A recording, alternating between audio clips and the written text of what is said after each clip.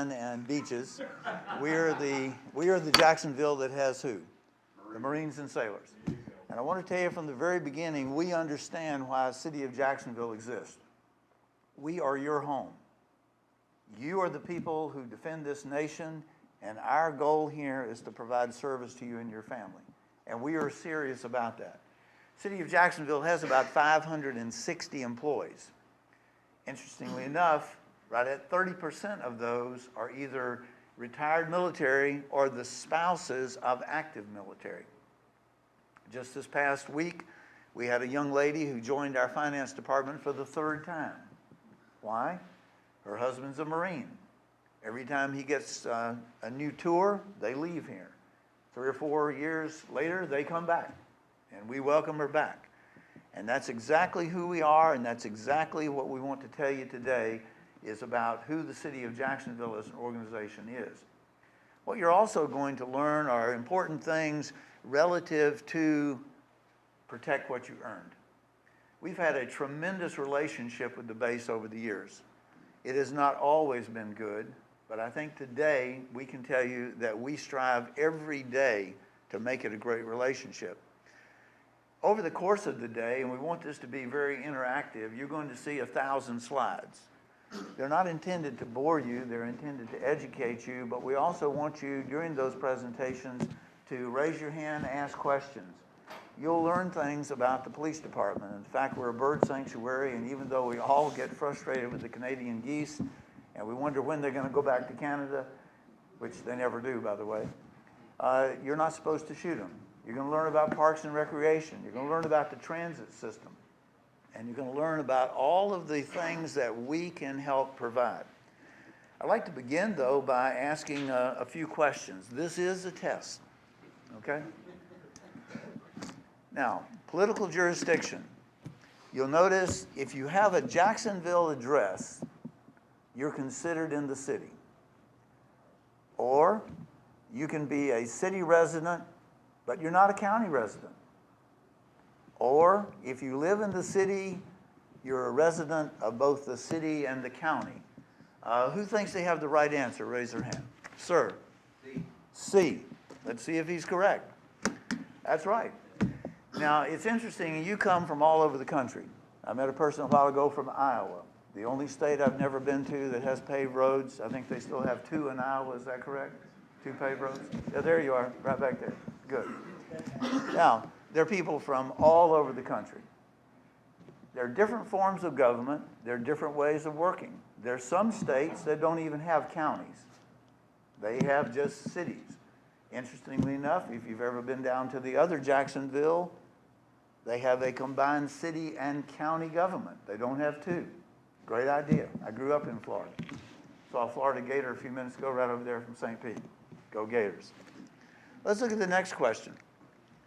The county has no jurisdiction over anything within the city, or the mayor and city council have ultimate authority within the city, or the state operates the court system. Who knows the answer to that one? That's right, the gentleman on the back row in the red shirt. Raise your hand. He is right, it's C. Very, very well done. Let's look at the others. The county does have jurisdiction inside the city. We are a subset of the state. The county is a subset of the state. We're actually not, the city government is not run by the county government, but every power the county government has and the city government has in the state of North Carolina comes from the state. Now, there are other places like Florida where you have charter governments, and city governments can really set up their own rules, and it really doesn't matter what the state legislature says about certain things. But in this state, if you don't have the power from the state legislature, you cannot do it. Let's look at the next question. If you live aboard the base and be a city resident, you can live aboard the base and be a city resident. Or no part of the base is within the city, or all of the base is within the city limits. Yes, sir? B. That's correct. A is the right answer. You can live aboard the base and be a city resident. What people don't realize is over half of our population is inside the gate. Over half of our population is inside the gate. So just because you are, you pass through the gate doesn't mean you walk out of the city. No part of the base is within the city. Well over half of all of the housing on the base is in the city. Now the base itself has, I think I read once, about 160,000 acres. All of your training grounds, most of your training grounds are not in the base. Air Station, is not in the city. Air Station is within the city. TT is within the city. The main gate's within the city, Wilson Gate, and so forth. Jacksonville's population, 85,000, 70,000, 77,000. Sir, on the front row. That's right, you. Which one? 85,000. Now let's talk about the population. Everybody has an opinion of our population, and it depends on how you take the population. Interestingly enough, the population is based upon the census. The census still is flagged by regulations established in the Vietnam era.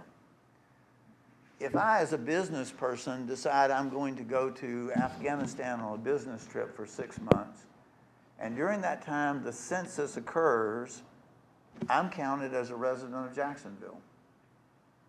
But if you were deployed to Afghanistan and your wife and 16 kids, at least that's what Lieutenant Colonel told me that Captain Bryant had with 16 kids, that if your wife and children are here, but you're deployed to Afghanistan, currently the Census Bureau doesn't count you as a Jacksonville resident.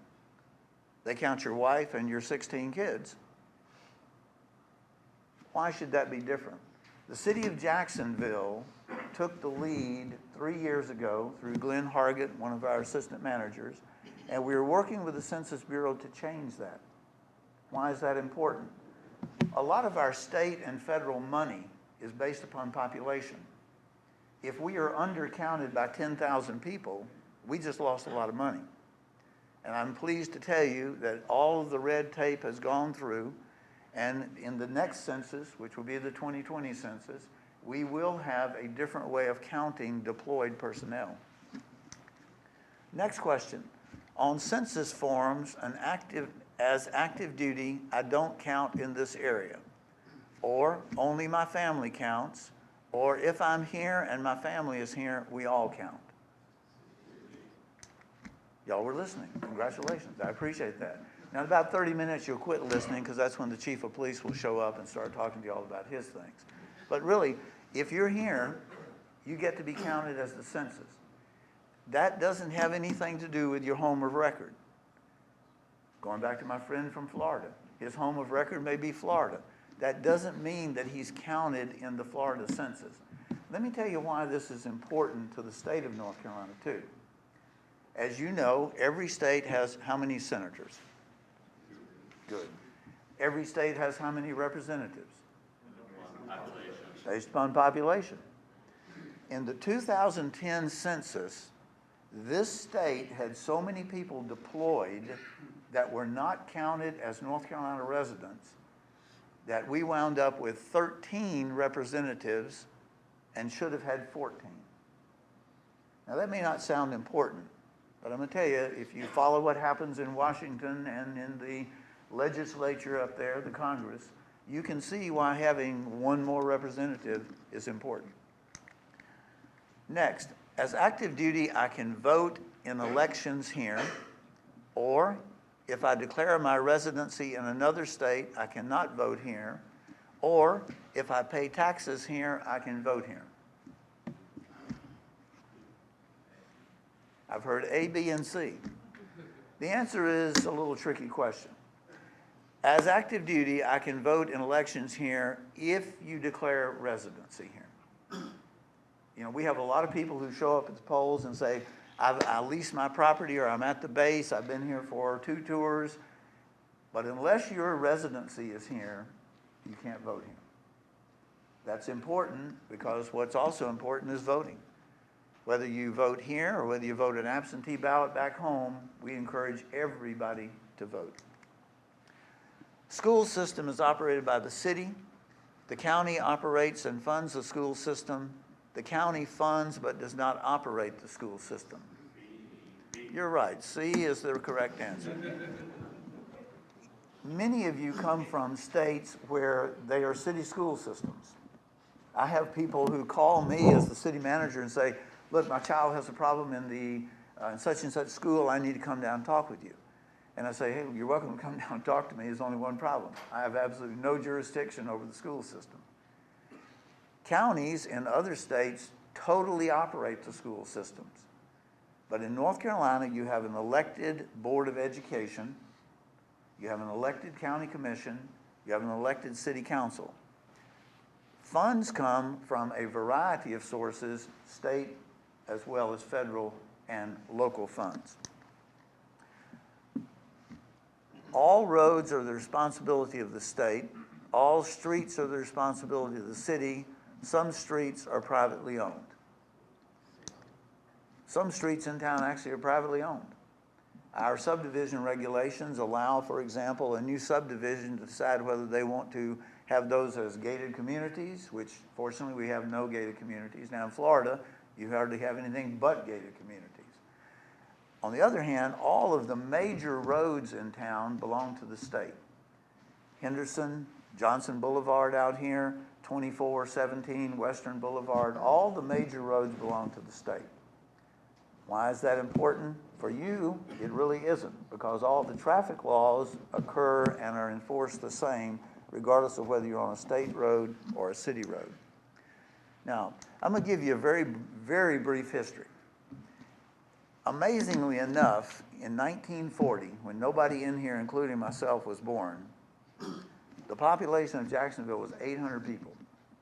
Now, we've grown from 800 to 80,000. Why? Because of you. And I want to continue to make sure you understand we exist for one reason. We were 800 people when they made the decision that they needed a new training facility. Obviously, it was built up, and one of the amazing things when I talk to people about Jacksonville and the base is the fact that you are the only base left in the United States that has the variety and spread of training missions that this base has. Pendleton used to have it. Pendleton did not protect, from a government standpoint, the base. They lost a lot of the training mission. Now, you can still go out there and climb hills and do all the things that they do out there, but nobody can touch your base for the variety of training. One of them, obviously, has to do with the beach, the ship to shore, the dark skies. All of the training missions we take seriously. Because of the base, in the 50s, Jacksonville, amazingly enough, was only the second place in the state of North Carolina to have a shopping center.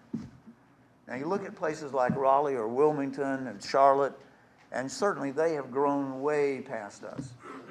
But what's amazing is because of you, we were only the second city in the state of North Carolina to have a shopping center. Where was that? Right over here in New River.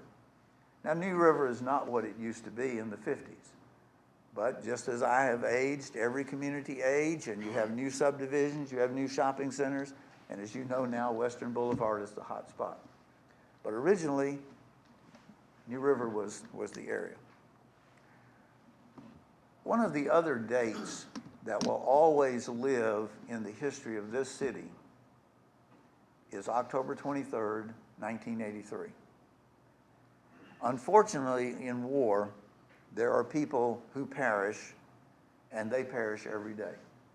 During the Vietnam War, I looked at the number that every day was killed. But in Marine history, this is a day you all know. In Jacksonville history, let me tell you why we know it. It's because we're your home. The people who died that day were, and as you know, or may have known, we even had the President and Mrs. Reagan come down to the base because of that event.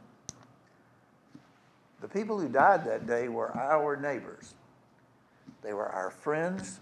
They taught Sunday school. They were coaches. They were parents. We knew them. And that's what we hope to do, is get to know you.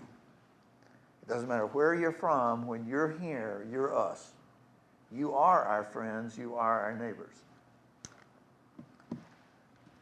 Because of that event, a class at Northwoods Middle School decided that this community needed to do something other than just mourn. You have seen out on 24 along the base the Bradford pears that were planted. One Bradford pear was planted for each personnel that was killed that day. Now, over time, well, as the slide says, we won some national awards for that.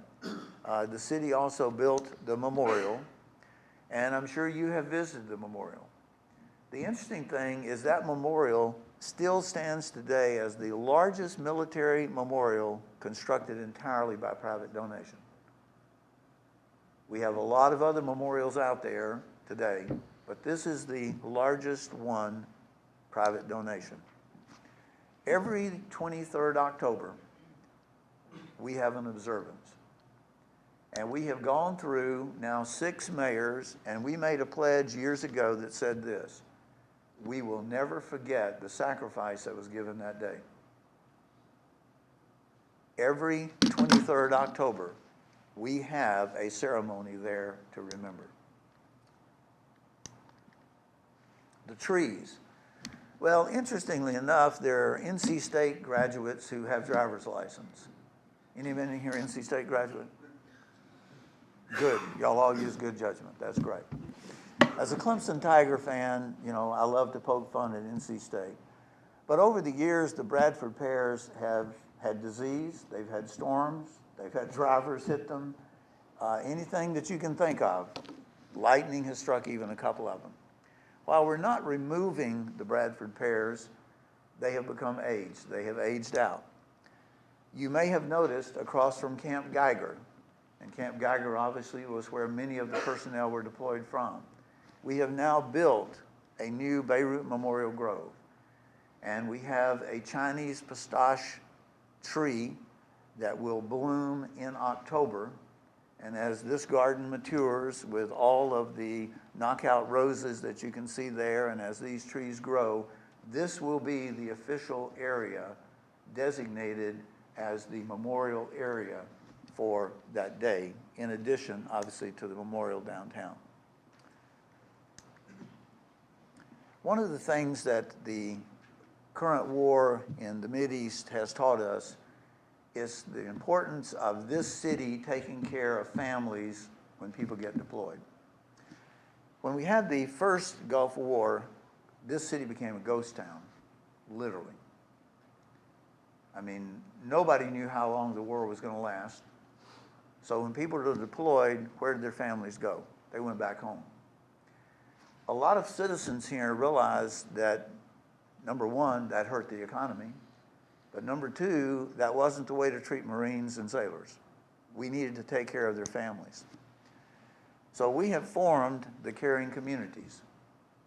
And it's our goal, when you're deployed, your personnel are deployed, we want your families to stay here, and we want to be part of taking care of them. We've won an All-American Cities Award for the efforts that we have done. We changed the city seal and put the yellow ribbon on it. And we also changed the motto of the city so it's very clear we are a caring community. Many of you have traveled over to Morehead City, and you have seen, when you're going to the port, maybe for a tour, for a deployment, you may have seen that that is designated as Freedom Way. That was an effort locally by all of the communities to recognize that when the first war started, first Gulf War started, that's the route that our personnel, you and your counterparts, took. And we're pleased to continue the fact that that is Freedom Way. There was a Freedom Fountain built. As you can see, it was small. In time, it needed to be replaced. And today, standing right in the shadow of City Hall, is this Freedom Fountain. And let me tell you just a moment about it. The center spire represents it represents freedom. The 3 medium-sized fountains represent federal, state, and local government, and the 50 small bubblers represent the 50 states. The inner basin flows forever because freedom never ends. We hope that when you have an opportunity, you will come and walk around that. It is a fountain dedicated to you. If you notice at the bottom, it says, dedicated to all those who pass through our community in service to our nation. We have a back wall that has the medallions, the seals of each of the services, because you are the folks who protect that freedom. We have a flag garden that connects the Freedom Fountain, which is civilian, down to the Memorial Gardens, which is military. The flag garden shows the tie between you and citizens. We have many other things that we do. For example, on September the 11th, we have a ceremony that recognizes what happened to this country.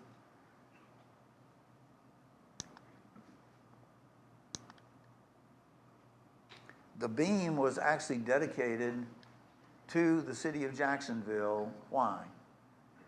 Because you were the folks who stood up to respond to that terrorist activity.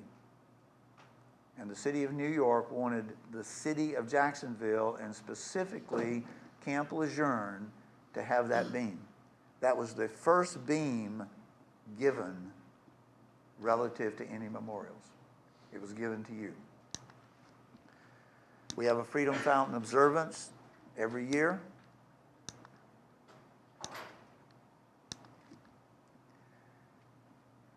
And we do many assists with the memorial gardens. Technically, the memorial gardens are on camp, military territory. The city helps maintain it. We have mowing crews. We have all kinds of personnel who can assist. The other day when a large storm came through and a tree went across the bridge and knocked out a couple of the railing, we had people out there within an hour cutting up that tree. We try to take care of this memorial because we know what it means to you. You have walked these walls. You have seen these memorials. We understand what these memorials mean to you, and we want you to understand what they mean to us. We not only believe that we should talk, we believe that we should put our money where our talk is. The city has helped fund what is out there. The Museum of the Marine has finally gotten their first phase.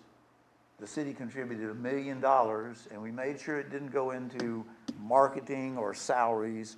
We required that $1 million to go into brick and mortar, and that's why that is out there today. And not being critical of the Museum of the Marine, they have a great goal, having difficulty getting there. The Vietnam Memorial, we put in over $1 million. The latest 2 things that we've helped fund are the Monford Point Memorial and the Cormans Memorial, which soon will be installed. One of the things that we are stressing is that we are one city. This is a new campaign that's a subset of the caring community, and that is one city, our city, my city. The civility that we have in this community and the respect that we need to share is at the very heart of this new campaign. Just as you have Protect What You've Earned, this campaign is about us being one community. Why? Because you make up over half our population. Again, many of you live outside the gate. Many of you are neighbors. At this time, I think Glenn, in order to help the Chief of Police stay on schedule, he's asked us to move through this very quickly. So, Glenn, can you just put up the police information? A safer community. Okay. Mike Yanera is the Chief of Police, but he's also the Director of Public Safety. Several years ago, we combined police and fire under one leadership. At this time, I'd like to ask Mike if he'll come up and give you a briefing.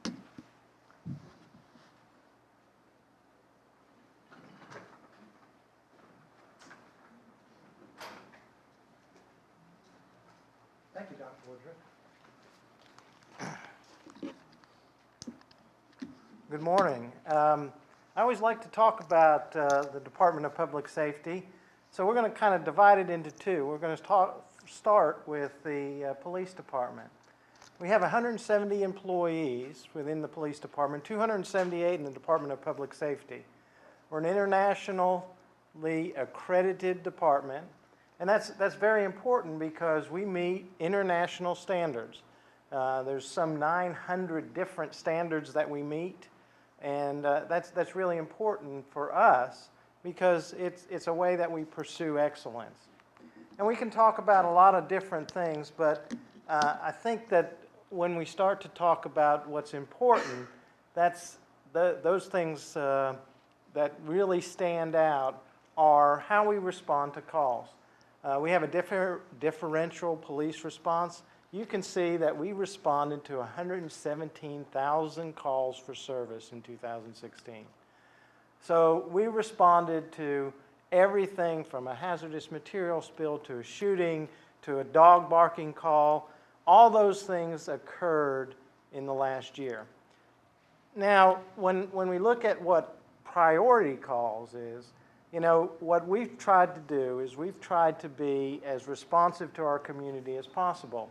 So our response time for priority 1 calls is 2 minutes and 33 seconds. So why is that important? It's important in a number of different ways because our goal is to preserve life. So when we talk about that, we talk about, yeah, we're going to get there if there's a shooting, we're going to get there if there's some other type of emergency, but even if somebody's having a heart attack.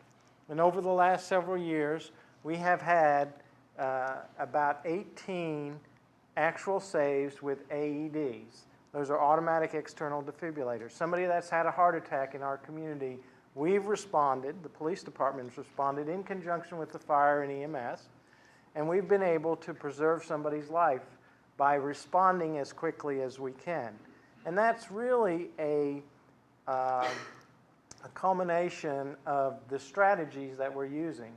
You know, when we talk about differential police response, one of the things that we don't do is if we have a barking dog call over here, we don't pull an officer from over on the other side of town to answer the barking dog call. 2 minutes and 33 seconds is our response time for emergency calls. It's not necessarily our response time for non-emergency calls. Because what we want to do is leave our forces deployed so that if somebody has a heart attack or somebody is overdosed on heroin, which we can talk about in a minute, that we can respond very quickly. You know, the other thing that police officers carry is Narcan. Narcan is an antagonist for heroin or opioid drugs. And because of the opioid crisis that we have, officers are readily administering that 18 times since the first of the year. So that helps somebody who's overdosed. And I mean, I'm sure you've read about the issues that opioids face in our community. So those are some of the things that we think are important. And when we're trying to manage 117,000 calls for service with only 170 people, and that includes our telecommunicators, our record staff, and our sworn officers, it sometimes becomes challenging. We do traffic enforcement, and we have a good reputation with PMO. Our traffic division work together on a number of different things. We do a lot of outreach. We have that motorcycle safety course, which is very popular. It's very popular among young Marines who purchase a motorcycle. We encourage them to participate in our motorcycle safety program. And we do that on the weekends to make it a little bit easier.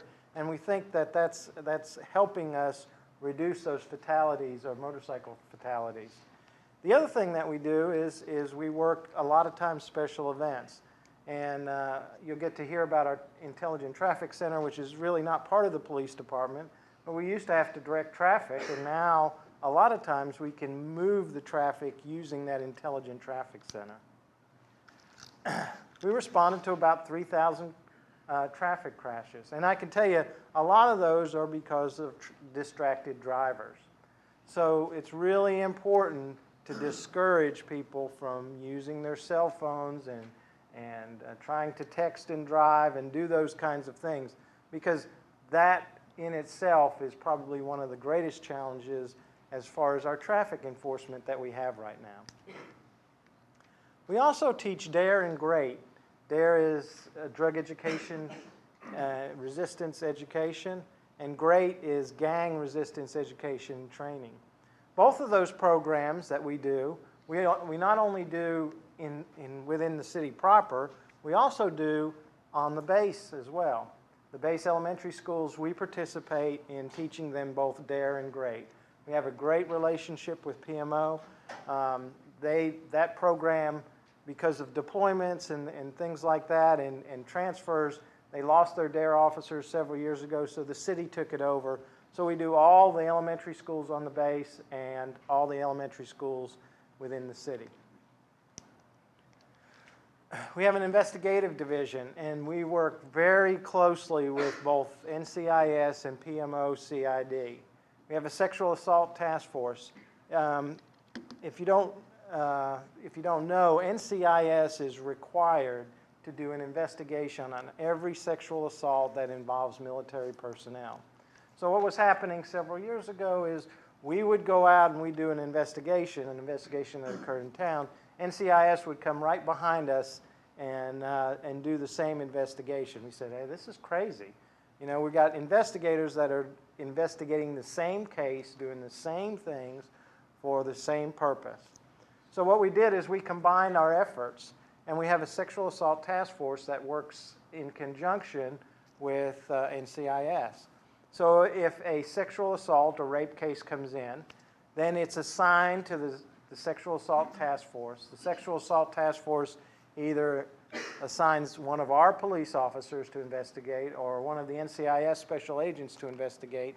We investigate that case, and then we bring the district attorney and the SJA together, and then they make a decision as to whether that case and where it will be prosecuted, whether it be prosecuted on the base or whether it be prosecuted in the civilian system.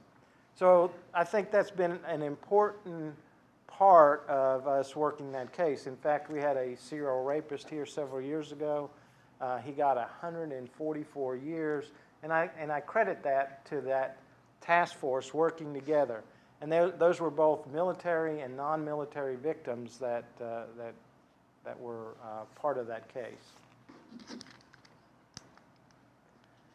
We do fingerprints, we do passports, we inspect taxi cabs, we work with the base as far as those taxi cabs, and we have an avid victim assistance program. We have a crisis counselor who will help our victims restore what's been taken from them. Because when somebody is victimized, whether it's a homicide, whether it's a rape, whether it's a robbery, you know, there are some mental aspects to that. So our crisis counselor works with our victims to try to restore what was taken from them.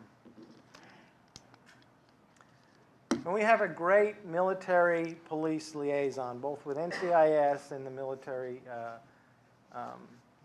police.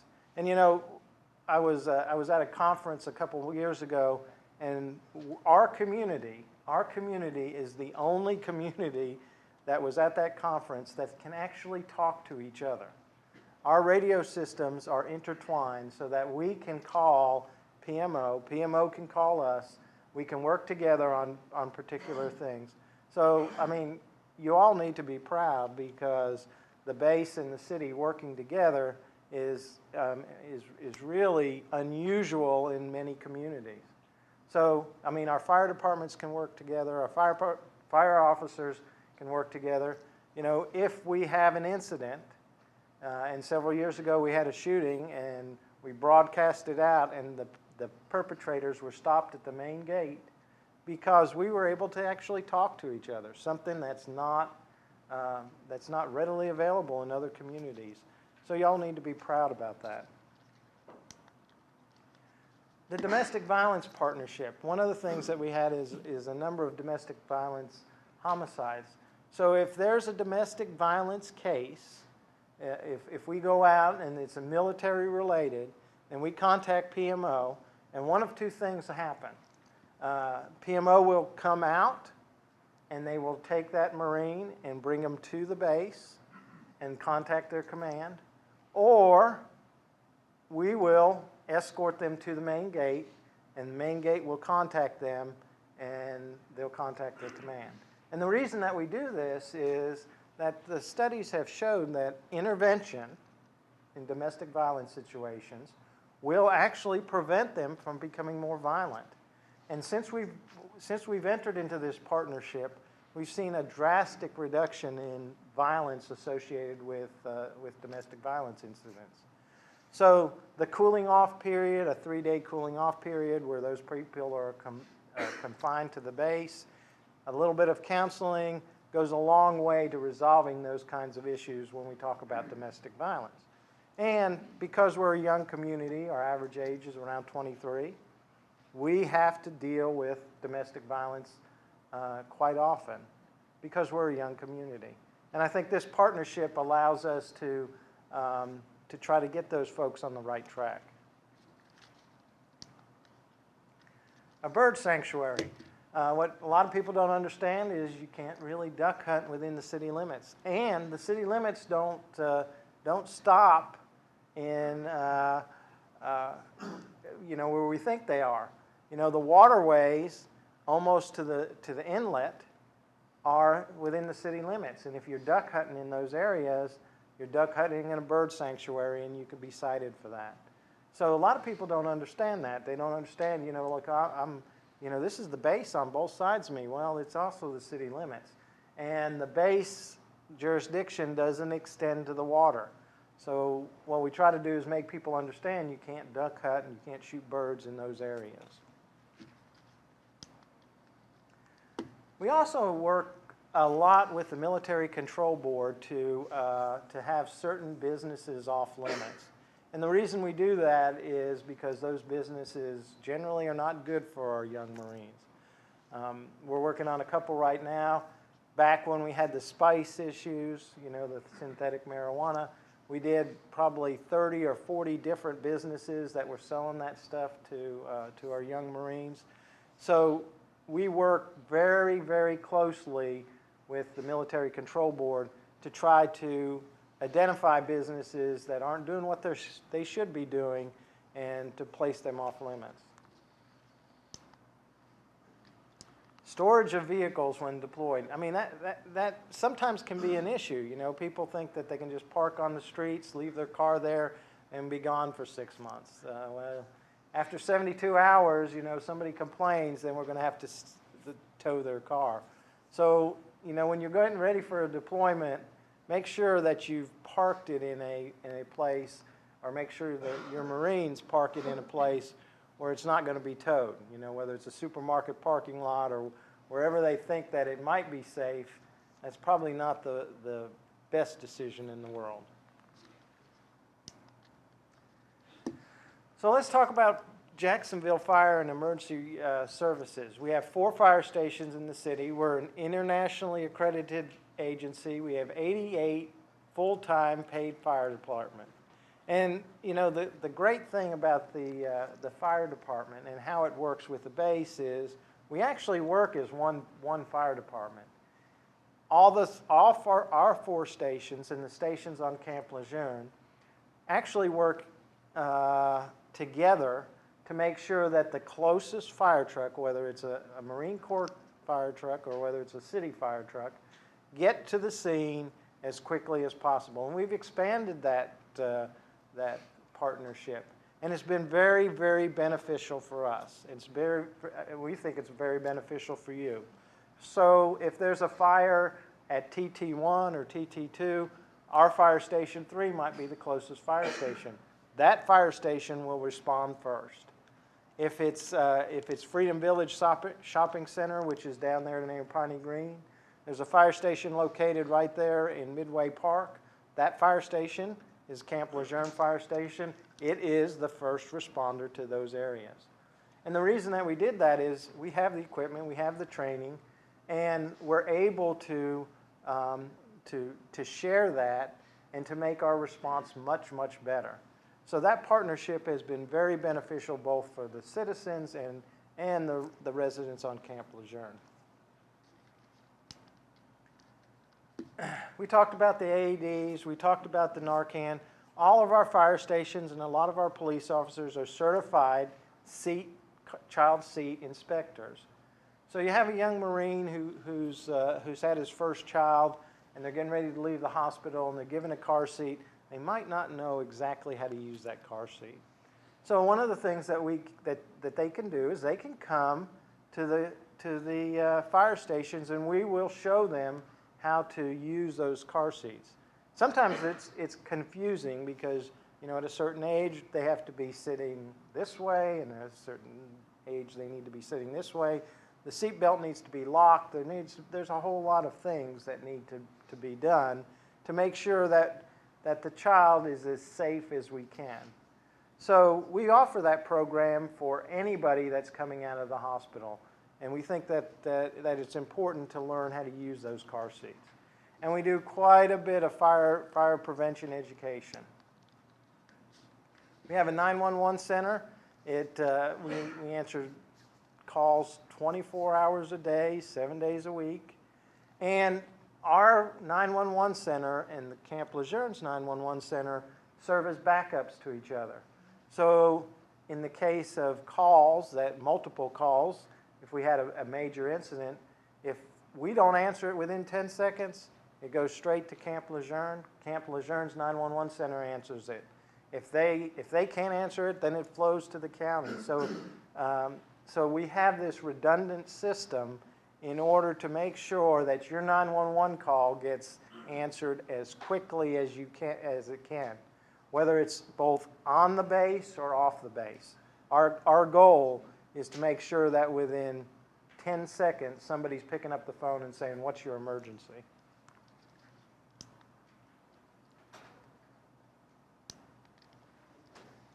The other thing I think that I wanted to mention is that you know, about 70% of our folks are military or former military. So you know, we actually benefit from being here at Camp Lejeune because we have a lot of good folks that have joined our team that are retired military. And what we want to do is encourage you to think about the city of Jacksonville as an opportunity once you decide to get out of the military. A lot of military folks like the structure and the continuation of service in both the police and the fire department. So we want you to think about joining our team. We have sworn officers and firefighters. We have non-sworn telecommunicators, police service officers, crossing guards, and we have a number of administrative positions. So we're 278 employees, and we do everything from whatever the emergency is, whether the cat's stuck in the tree to the shooting or hazardous material incidents. We respond to everything. So it's a very diverse job, and a lot of military folks like that because you're used to that. You're used to being in diverse situations, and you make good police officers and good firefighters. So we're going to encourage you to think about that as a career. What we'd like to do is open it up before the chief leaves for questions, because I know, especially in protecting what you earn, this isn't about how do you enroll in balls and bats. It's really about what is your Marine doing that can get him in trouble that's not protecting what he's earned. So what I'm going to do, I have a microphone. You'll handle that. People who have questions, I believe you had the first question. I don't need a microphone, sir. You don't need a microphone. No. But you have to remember, we're taping this. We're taping. Hey, good morning, sir. First Sergeant Daniels. I just wanted to ask, is there an age limit for applying for the force? It's 20 years old.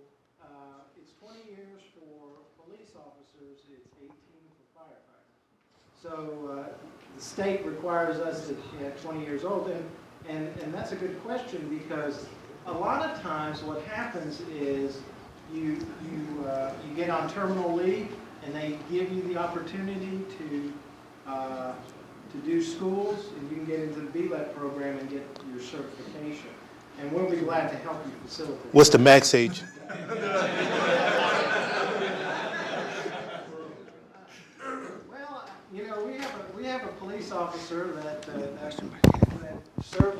police officer until he was 80 years old, so. There you go. He had one, drop. You had one?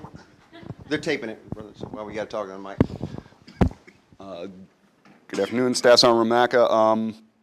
What are our Marines doing that's getting them in trouble?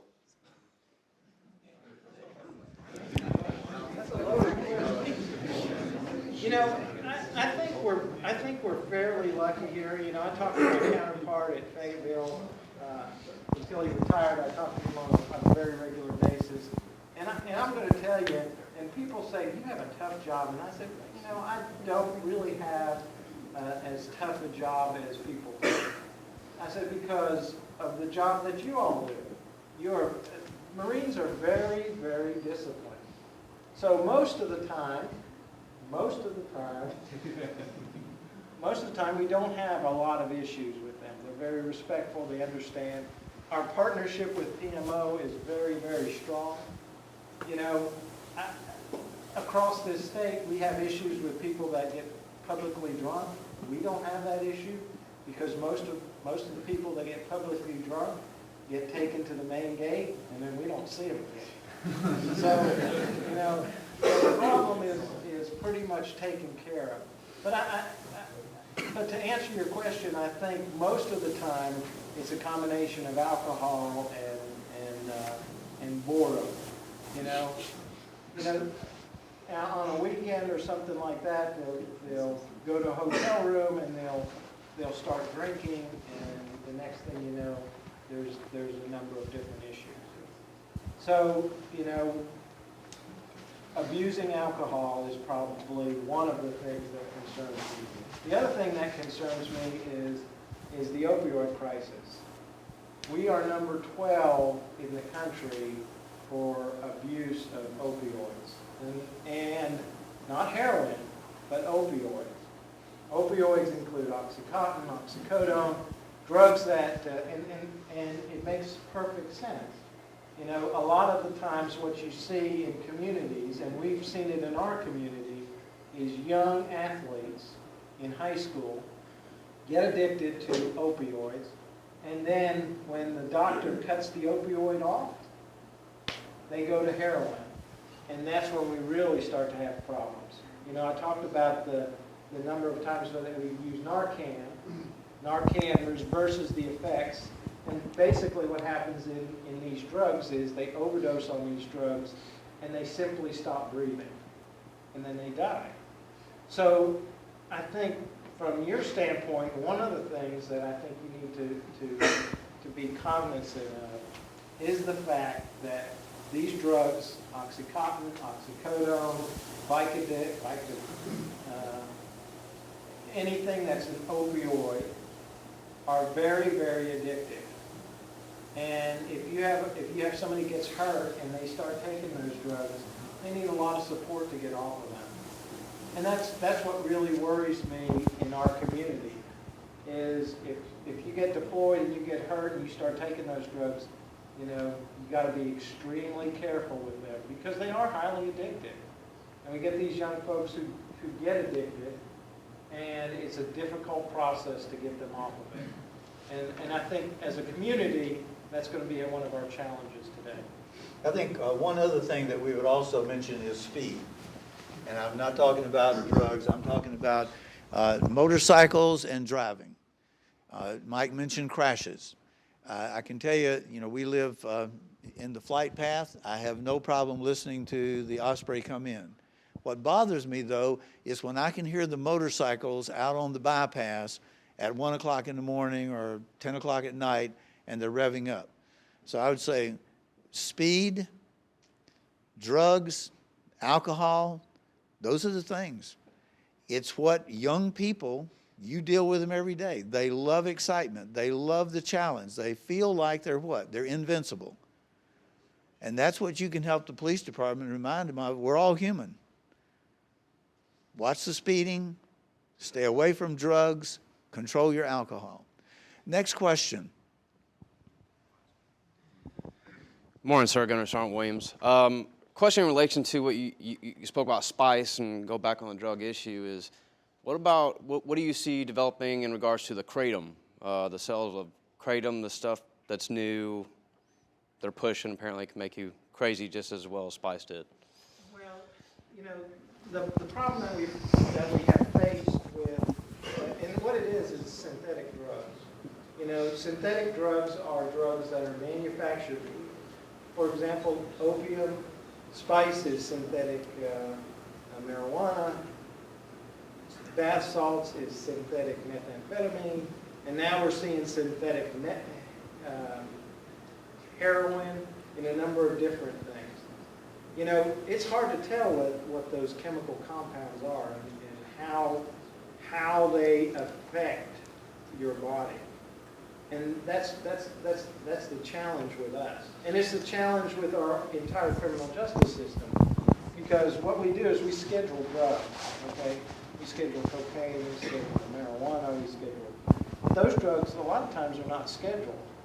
And what happens is people think, well, you know, I can go buy Spice because it's not scheduled and I can smoke it.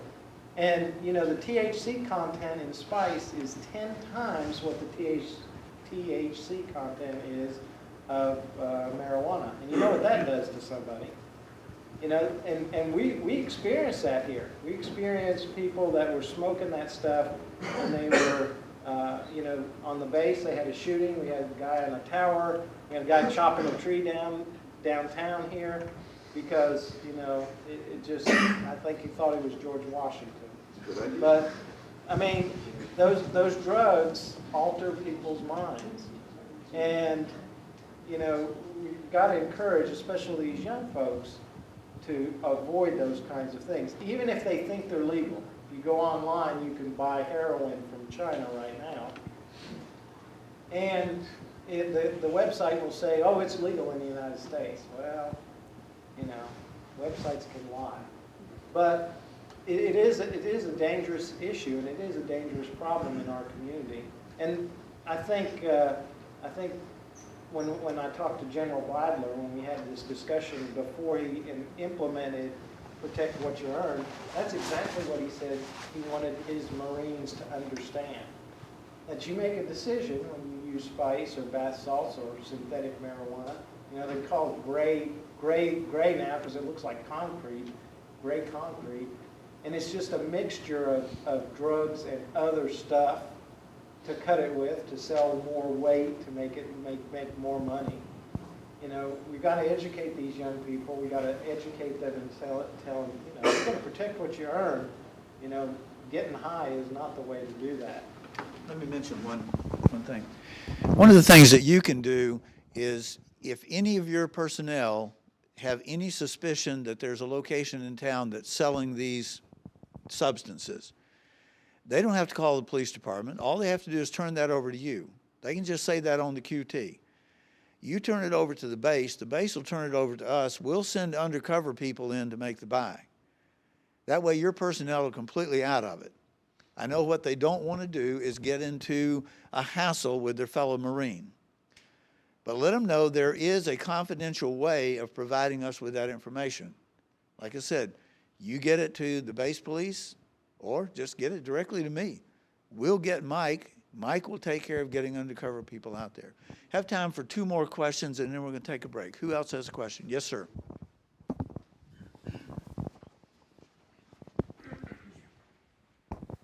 How you doing, gentlemen? I know on the slide you said distracted driving is a big issue here in Jacksonville. I know North Carolina state law is you can't text and drive, but you can still talk with your hand to your ear. Is there a proposed law anytime soon coming out to outlaw and require hands-free all the time? Yes, there is. There's a bill in the legislature right now that will require you to have hands-free. That was a quick question. We still have time for 2.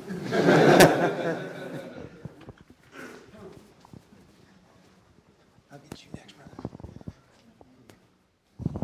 Good morning. So a lot of us are recreational shooters, hunters, and sportsmen. Have you seen any concerns with that as far as Marines carrying weapons improperly or ammunition in their vehicles while they're on North Carolina?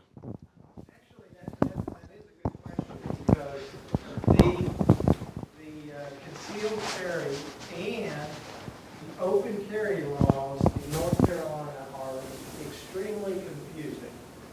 For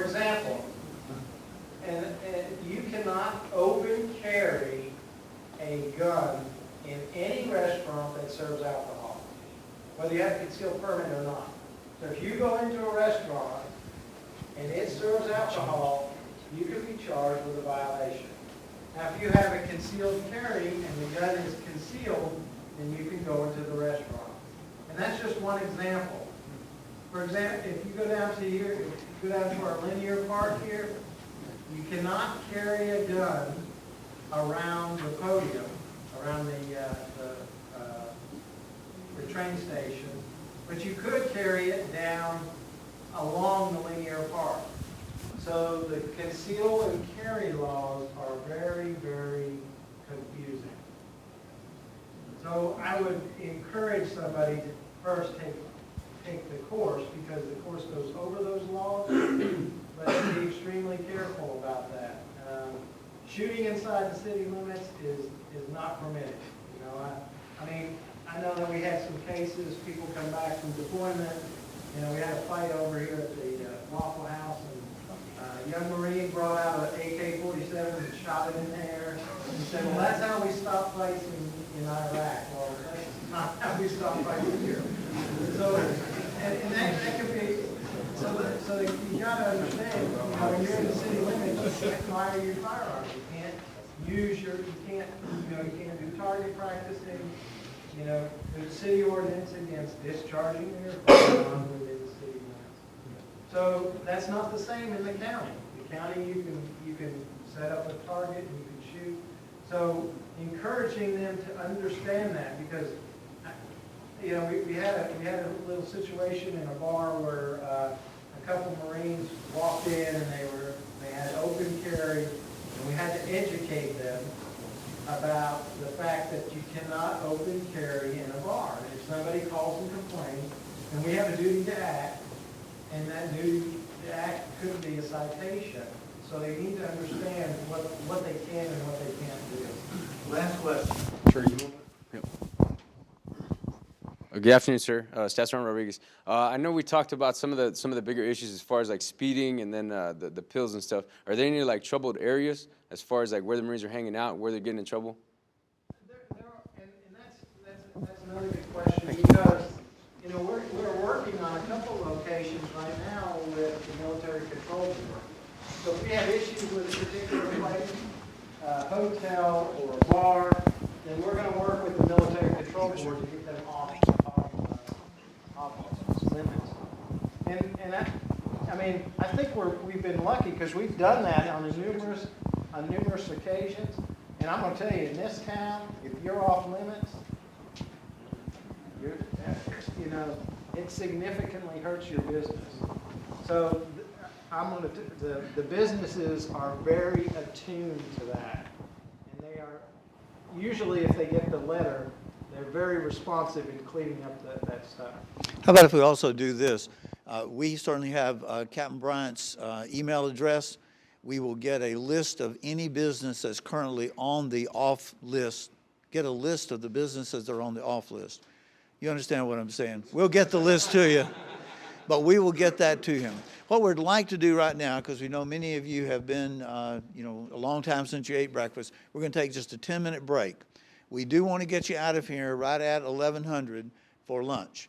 So if you can take, restrooms are out that door. You can either go to the right to restrooms or around to the left and further down the hall to other restrooms. Let's reassemble in about 10 minutes, please. Good job. I didn't mean to keep you.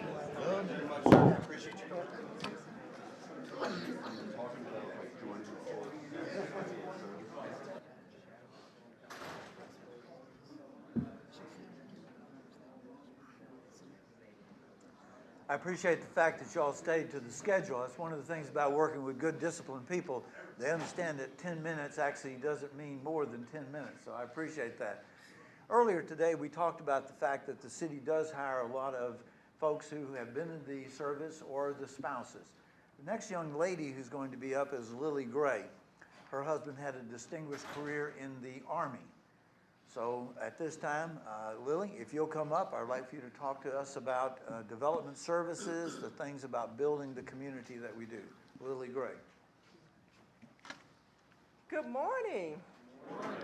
All righty, I'm going to talk to you about development services, and I know I'm standing between you and lunch, so I'm going to go through these slides really quickly and give you an opportunity to answer some questions.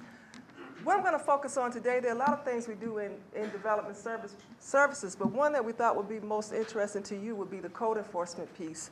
That falls under the Community Development Division, which is myself, and then we have a Chief Zoning and Code Enforcement Officer, and we have 2 zoning enforcement officers that are responsible for the entire city.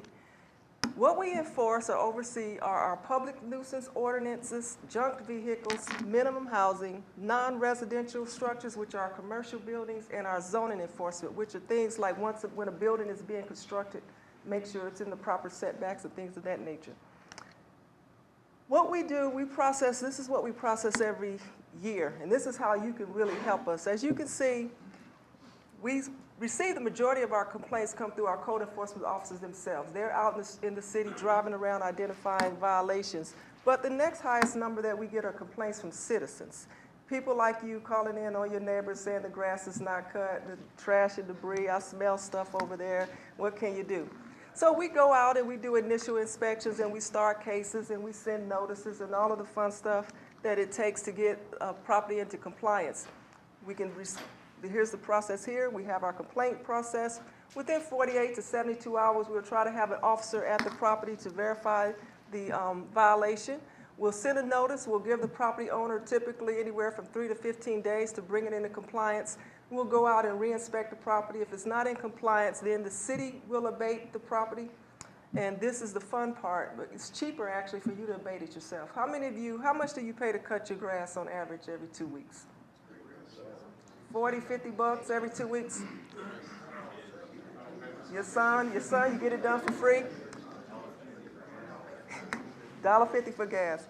If the city of Jacksonville has to come out and cut your grass, it will cost you $200 plus the cost of the fee that we pay the contractor. There's a $200 administrative fee. And that's really to incentivize property owners to cut their own grass. And Richard mentioned earlier, and I'll put a plug right here, he mentioned earlier that we are a caring community. A lot of you are homeowners. I think most of you at your rank would live off base, and so you're homeowners and you're neighbors. You have members in your church, senior citizens. We would like to just encourage you, if you see a neighbor, a senior, a husband, your spouses are deployed, if you could help cut the grass for some of our neighbors. Sometimes we do have some seniors living alone and they just can't do it. So if we could rally together and do that, that would help. Because that cost of abatement, that $200 adds up. And in some cases, we do that multiple times. But just real quickly, this is how bad it can get. Our ordinance says grass cannot be more than 8 inches on average. And this is what happens after it's taken care of. This is some examples of junk vehicles. Marines, please do not leave your junk vehicles in front of your properties looking like this. And I know none of you would do this, but this is just an example of what we find. And some minimum housing violations, and this is what we want our city to look like. It protects you, it protects your investment. When you purchase a property here, we want you to have your asset protected. So we want to work with your neighbors to make sure the entire neighborhood is, if we have to take it down, we'll take it down. So we do demolitions, and I'll talk about our demolition. Haven't heard a whole lot this morning yet about our Clean and Green initiative, but thanks to Dr. Woodruff, it was his vision about 8 years ago when he got to Jacksonville. And some of you who have been around Jacksonville for a number of years have seen the transformation. But one of the things we focused on was landscaping our major corridors and demolition of dilapidated structures. We had a lot of boarded up houses, abandoned properties, and since 2010, we've been working really hard to get those removed. And just last month, we celebrated our 100th demolition, which took place downtown Jacksonville. This is 121 Poplar Street. And it happened to coincide with National Community Development Week. As a community development administrator, we receive funds from U.S. Department of Housing and Urban Development, and that's the Community Development Block Grant Fund. And those federal funds are used in a number of ways, but one of the ways we do that is elimination of slum and blight. So we had our Honorable Mayor Pro Tem, who took the first swing at knocking this building down. And here you see some photos, group pictures, because it is teamwork. It's multiple city departments. This actually is our streets crew with their equipment taking the building down, so that helps us to save on the cost of demolition and stretch our federal dollars even further. And when we are able to tear these buildings down, and this is what Newberry Street, downtown Jacksonville, looked like several years ago, we're able to come back in and revitalize communities, and we have replaced those with affordable housing that blends well with the historic character of our downtown. Charleston-style homes. We have beautiful homes downtown. You would not know that these homes are targeted to low and moderate income households. They fit beautifully in the community. And those homes, that's just a plug. If you have troops, we've helped assisted many veterans, active duty, military families purchase homes in the city. We have a down payment assistance program. We have resources to help them purchase their homes. So we love to help you guys become a resident of the city of Jacksonville through this program.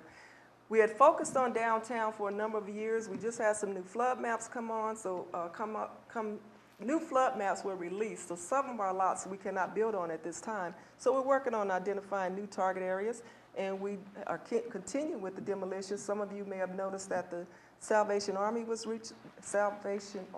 office building was recently demolished on Belfort Road. And that is a quick overview of the demolition program and how you can help us keep our city clean and green. Thank you. Before Lily has questions, I have the honor this morning to have Mayor Sammy Phillips join us for a minute. He's come in from playing 27 holes. While he's a retired police officer, he's also an aspiring professional golfer. Don't ask him about his handicap of 40, because most of the time that doesn't qualify you for the professional tour. But I would like to take a minute to introduce Sammy Phillips, the mayor. I'm right behind you. Mayor? Thank you, Dr. Woodruff. Hey, good morning, everybody. Please excuse the casual attire. This is Mayor's Casual Wednesday today, and as Richard said, I'm fixing to go hit the links. Hopefully you're going to glean a lot of information here. It's great to have you in our house here at City Hall, and just inspires me to see this is almost a whole battalion, isn't it? Or it's senior leadership of the battalion, yeah. The whole battalion wouldn't fit in here, of course. We would be violating the fire code. But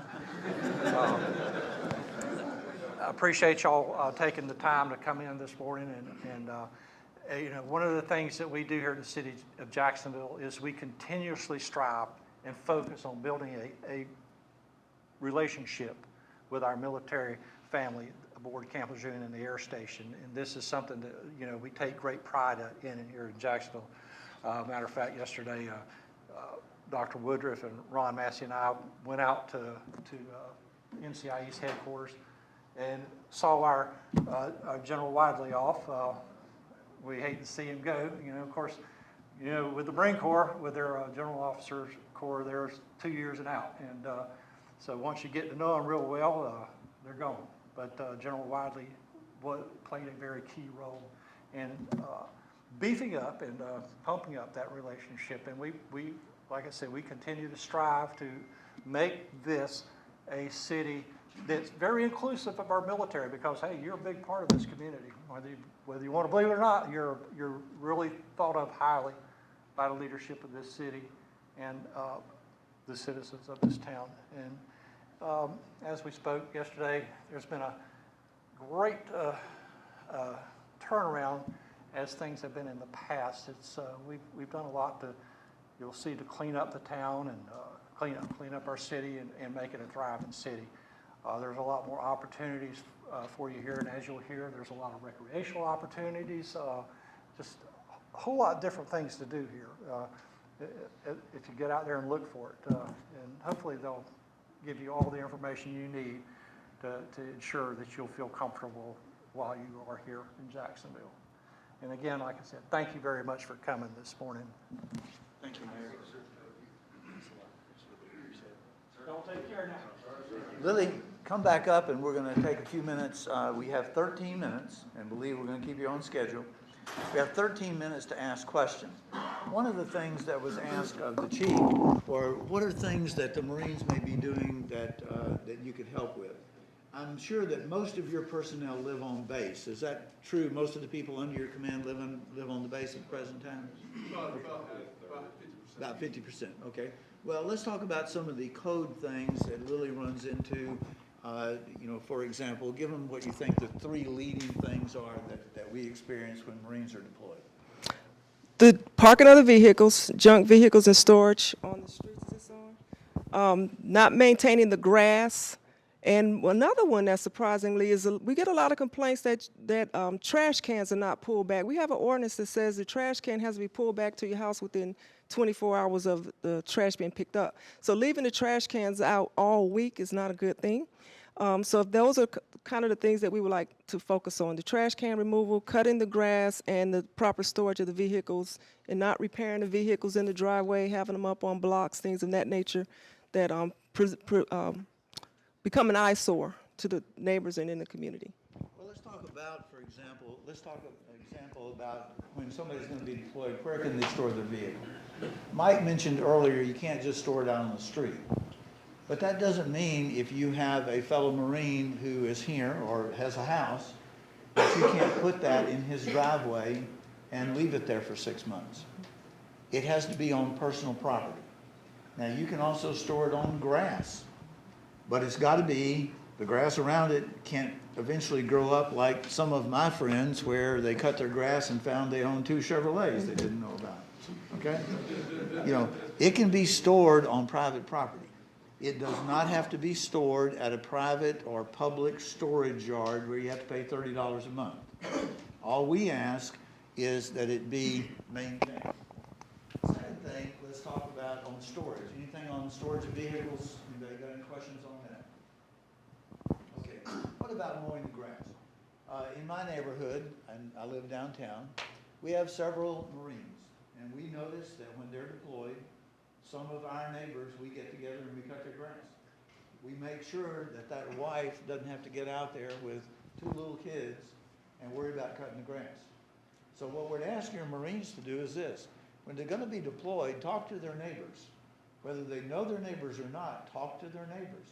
You'll be amazed how many neighbors in this community will say, okay, I'll stand up, I'll cut that grass for the next 6 months. Be happy to do it. Let us know. And if somebody is having problems with getting their grass cut, there is a volunteer group that the United Way works, and it's available where maybe we can get them to come out and cut the grass for you. The important thing, though, is what? I always tell people, the only person who has the right to believe I can read your mind is who? My wife. The only other way we can do things is how? Know about it. Communicate with us about problems. For example, let's say again that a Marine is deployed, his wife is having difficulty getting the grass cut, or, let us know. Maybe we can find a volunteer to help. Questions? Yes, So what's unique about this group right here is, we're 2nd Maintenance Battalion, so a lot of us, we work with machinery. We're pretty much the industrial base of Lejeune right now, and that carries on to our private, our homes and stuff. So you're talking about folks with a lot of machinery, weapons and machinery. That's what you got when you're dealing with this crew. And First Sergeant and I were talking. I mean, there's a lot of folks here, as far as volunteerism that would like to be involved in those certain things there to help the community in greater large. Because, like I said, we got a lot of stuff that we just like to work. A lot of us like to work with our hands and stuff like that. So we'll definitely get in touch with your offices. I think there's a lot of opportunity to exploit here, as far as to be able to, if you have certain segments, within the larger greater area of Jacksonville, or certain things that you would like to target. Well, I think, we can put together a good plan to help and assist in those efforts across the boards. Like I said, we got a lot of folks here and a lot of tools and equipment to help out. So we'll definitely keep in touch in that regard.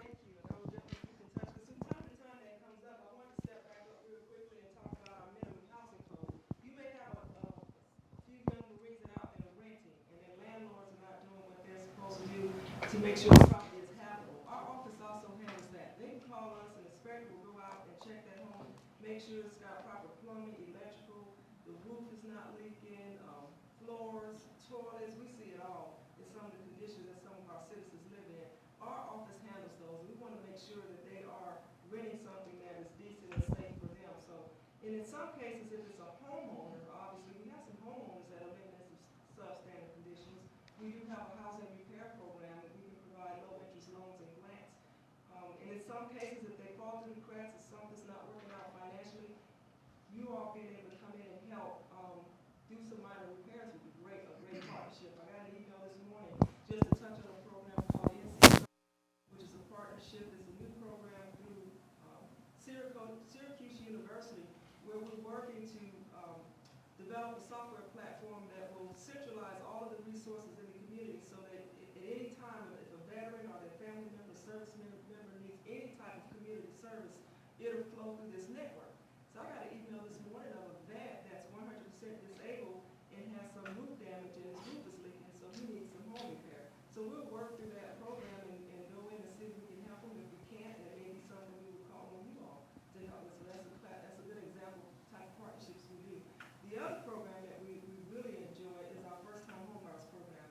Just real quickly, we do have a program where we can assist veterans retire or active duty purchase homes through our program, whether it's downtown and the city limits in general. Only requirements is that they meet HUD income guidelines. In many cases, they do. They can use their VA loan. If they don't want to use their VA loan, we can provide the down payment assistance to assist. It only requires that the home be located in city limits.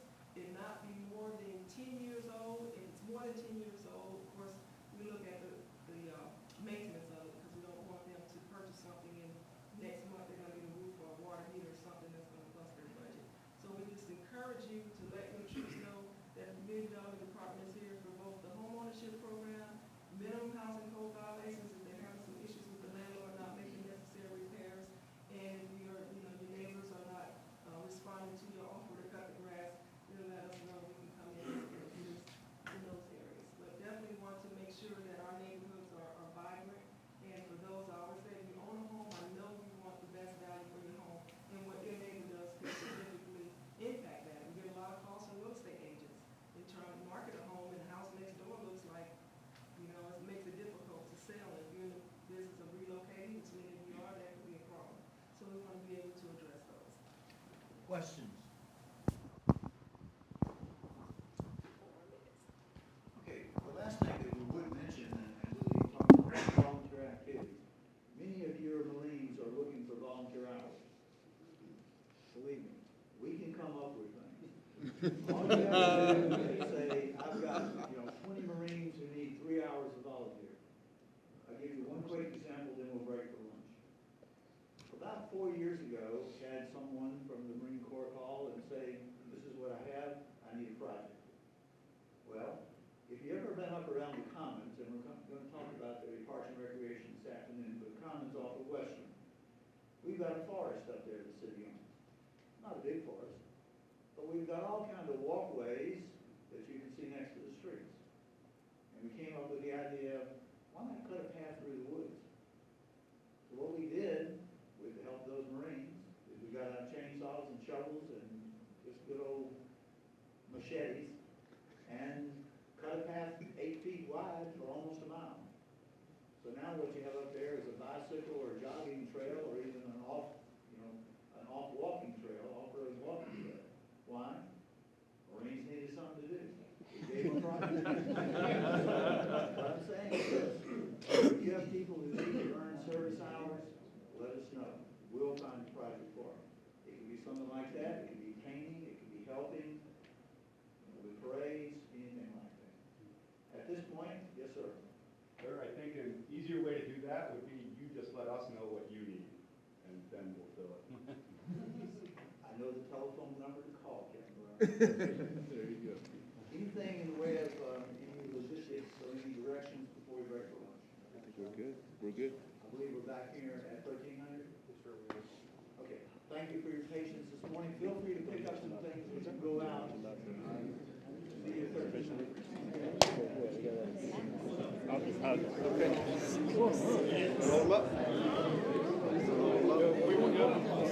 tell me first on.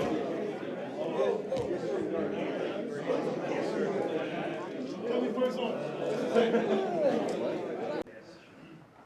Okay, I want to welcome you back. I hope you found the session this morning educational, beneficial. I noticed that only 2 people over here went to sleep and only 1 person over here went to sleep. So in the afternoon session, you guys get 2. You can pick who gets to go to sleep, but you guys only get 1. Is that fair?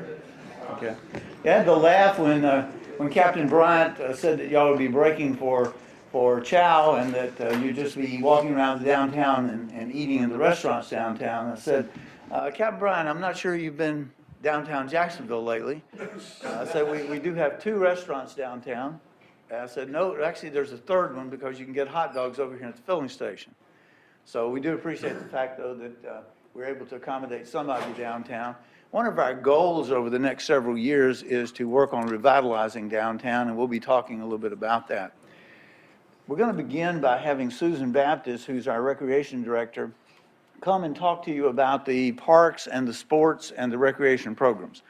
While we understand that many of the personnel that you supervise do not have children, many of you may have children, or there are other Marines and personnel that you'll be involved in who do. So we'd like to give you an overview of our parks program. So Susan, if you would. Hey, okay, so I'm going to try to make this as painless as possible because everybody has had a nice long lunch. Y'all have a good lunch? Yes. Hopefully, okay, good. So can everybody hear me okay? Because I'm a walker. The podium's not necessarily my thing. So I'm going to walk around a little bit and try and keep eye contact with everybody in the very back row. So as Dr. Woodruff said, I am Susan Baptist. I am the Director of Recreation Services for the City of Jacksonville. It's a fabulous job. I love my job, and every day I'm in it is wonderful. So we're going to tell you a little bit about what we do, and I want to keep in mind, I realize I have a little bit of 2 audiences, all of you in the room here and kind of where you sit in your life, and then obviously all the folks you supervise and where they sit in their life. What we try really hard to do with our programs and our services is try and meet the demand and the needs of all of our citizens. So that applies to all of the 22 and 23 and all of the young guys and males and females that are aboard the installation, as well as all of the folks that have families, wives, and extended folks that are coming to visit them, as well as all the retirees, so that when your career life is over and you want to enjoy the area, we can obviously offer services to that. So with that in mind, kind of think about what we can do for you and where you sit or where some of your folks sit in their life and what we can take away from that today. So the biggest thing we want to share with you first and foremost is our parks. Hopefully some of you have been to our parks. We have 19 within the city limits. All of them are beautiful, well maintained. Our staff is above board as far as doing a great job, and Dr. Woodruff is going to talk to you a little bit later about some of the other efforts that they do within the city, but it's amazing some of the stuff that they do, and it's just a great takeaway, great locations. All of our parks have playgrounds. All of them are accessible, and when I say accessible, some of them have a rubberized surface, some of them might be sand, but we certainly want to be as inclusive as possible. Inclusive, obviously, we gear those towards the children that might have some physical limitations and so on. So we try and do that with our playgrounds. We have 12 tennis courts, 8 outdoor basketball courts, and 12 ball fields. And that includes adult ball fields and youth ball fields. This is the Commons Recreation Complex. How many of y'all have ever been to the Commons Recreation Complex? All right, I like it. Very cool. So this is a great big complex. It is obviously our largest and our newest, although it's already 20 years old. It's hard to tell right here in this picture, but the building on the right is our recreation center. We have our admin offices and our senior center. None of y'all apply for the senior center yet, but maybe in about 20 or 30 years you can stop in and keep working out or do whatever it is you need to do. But in the back there, we have our youth ball fields. This is where all of our kids play. Hopefully, if any of you have kids, you'll be playing there. If you don't, maybe you want to coach, and that's where you'll be coaching. On the other side over here that you can't see is our adult ball fields. I want to mention the adult ball fields for a couple of reasons. We have a lot of senior folks like yourself that say, hey, I want to bring my group of folks out to do a family softball tournament. Hey, I want to do a family picnic. So this is a great location for you to think about as your leadership opportunities for your Marines. To what can you do?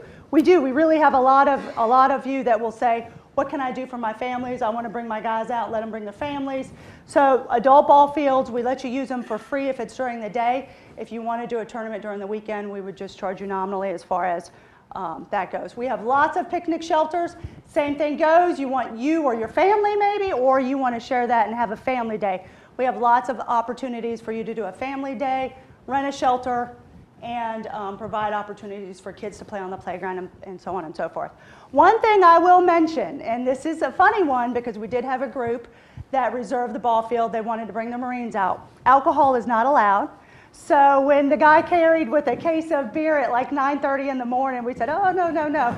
But the captain was very good and said, no, man, you can't have any alcohol. So that really does not usually happen, but it did happen about 6 or 7 years ago. So no alcohol, and that applies to any of our parks. Any of our parks.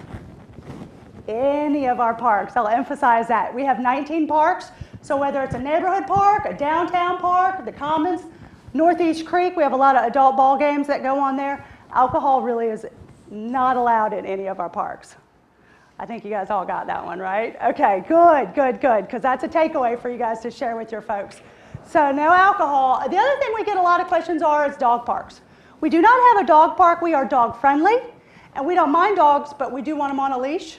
And please, obviously, we want to clean up after them. So again, these are just some of the things I'm trying to keep in mind for you to share with your folks when you go back. So again, this is the Commons. This is a fantastic ball field that we have at Jack Amyette Recreation Complex. It is a baseball field. We have tournaments there. We have a men's baseball. Again, keeping in mind, if any of this is say, hey, I didn't know they offered that. I didn't know they did that. Keep in mind, you share the information with not only yourself and your families, but with your Marines as well, because we offer all of every facility you see here has programs that go with it, and that just helps us maintain a healthy and happy lifestyle for all of our citizens. All right, splash pad, we opened that up last year. Fantastic location. It is close. This is also at Jack Amyette, just on the other side of that ball field you see there. We opened that last year. It is completely free and open, so we have a lot of families and kids that utilize that in the summertime. All right, so we talked a little bit about our main parks. We have a lot of what we would consider kind of our specialty parks. Trails, how many of you obviously know where the trail system is coming off of the main gate? Yeah, absolutely. So we have trail systems. We're finishing the last bit, and that is actually going to create a complete circular loop around all of our, around the city. So we're excited about that. Disc golf course, Northeast Creek. If you come right out of TT1 up at Corbin, Northeast Creek Park is on both sides, what we call the playground side and the ball field side. The adult ball field side is where a lot of softball players are familiar with because that's where they play ball. But we also have a really nice disc golf course. I do not think the base has a disc golf course. Am I correct? No. Okay, so you guys have to come out on. We have 3 boat ramps. One is the landing. We have a Riverwalk Marina, and we have Northeast Creek. 3 boat ramps for all of you that want to go out on your boat and go fishing and enjoy our waterways. A marina downtown, Riverwalk Marina, we're excited about that. It's a new acquisition for the city. Council purchased it in 2015. It's going to go a major, major renovation. We'll have boat slips for any of you who have boats and you want to put it out in town, obviously.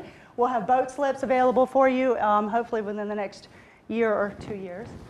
Skate Park is located at the Commons, and then new coming online at the end of this year is an amphitheater that you'll see a lot of concerts and events going on, and we'll get into that in just a second. Skate park, some pictures there. I think you guys have some on base, but this is the amphitheater. We're excited. This is a new prospect for us to kind of open up our cultural opportunities and social activities for our citizens. This is in front of the Commons, so if you're coming off of Gateway South, coming into the Commons, you have 2 main ways to come in. Gateway North is the one that comes directly off the bypass. Gateway South is the one Marine Chevrolet, where everybody buys their trucks, right? Seems like anyway. We can't let that go by. Not everybody drives Ford. Those who don't drive Ford, we're Marine Chevrolet. Right. So this is directly behind Marine Chevrolet. We put in a fitness trail last year, Georgetown Park, which is actually on the other side of town. If you're down Broadhurst. I'm not trying to think. If you're headed towards the new Walmart, it's down in that direction, I guess, is the best way to describe that one. But it's got outdoor facilities. Again, trying to let people know that it doesn't have to cost an arm and a leg. A lot of what you'll see is that we do everything very economically. We're not here to make any profit. We're a city agency. We are here to provide opportunities for everybody to have a better lifestyle and live longer and be happy while they're doing it. So again, this is just one of those opportunities for us to let people exercise. Obviously, you have a facilities a board that you guys can utilize, all of your gyms, which are phenomenal.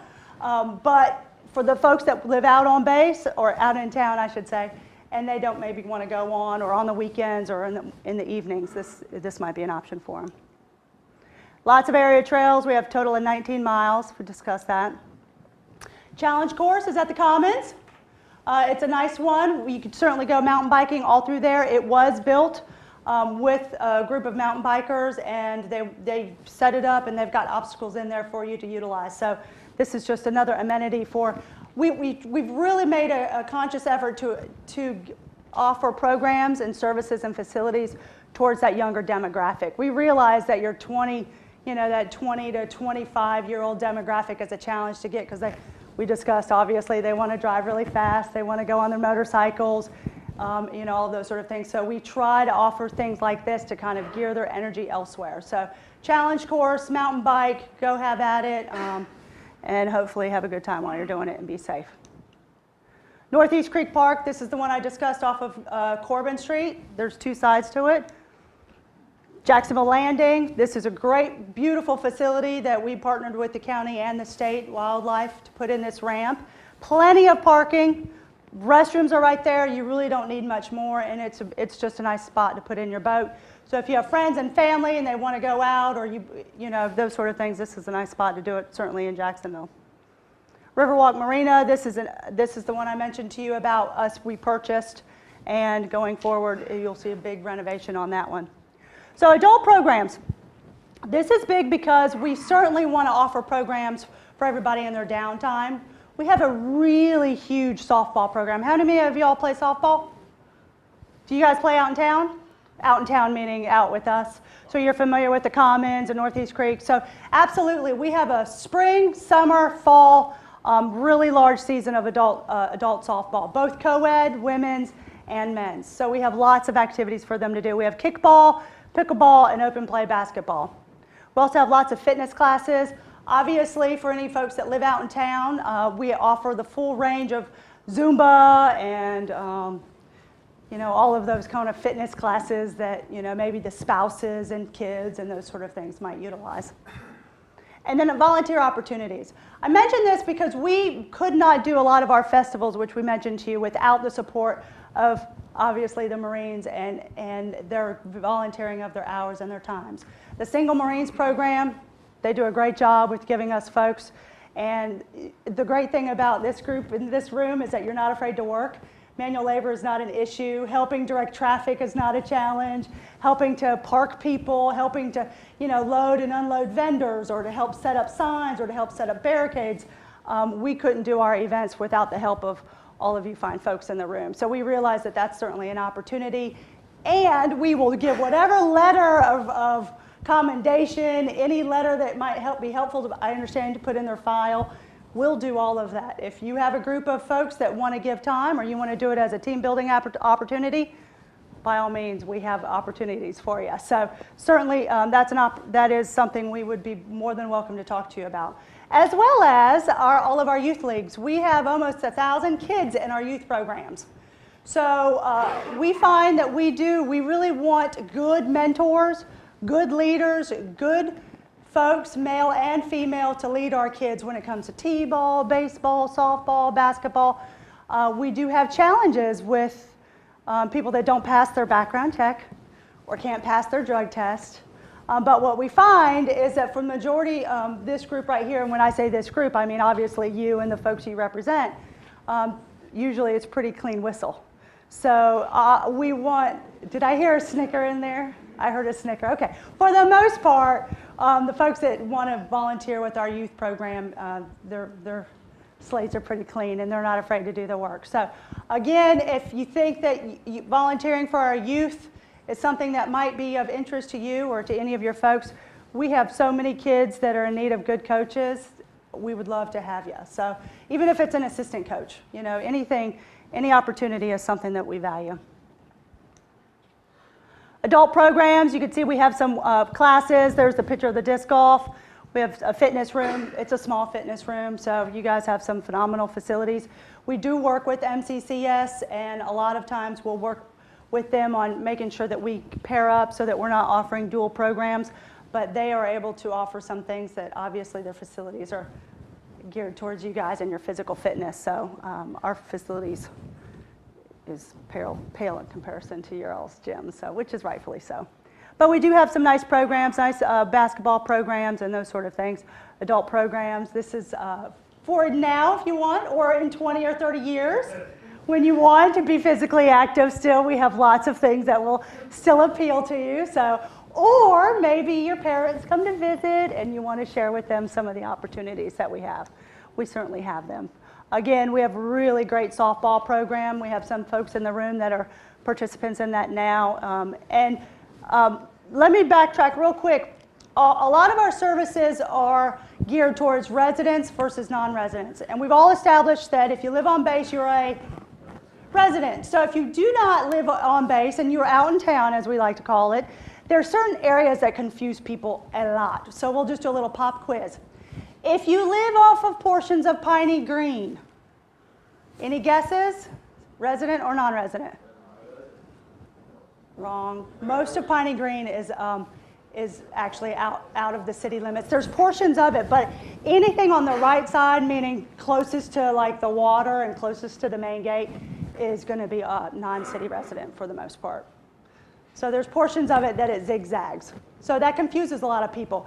If you live in Raintree, up Gum Branch, and that housing up on Gum Branch, anybody familiar with that? Is Raintree or any of those areas city or non-city?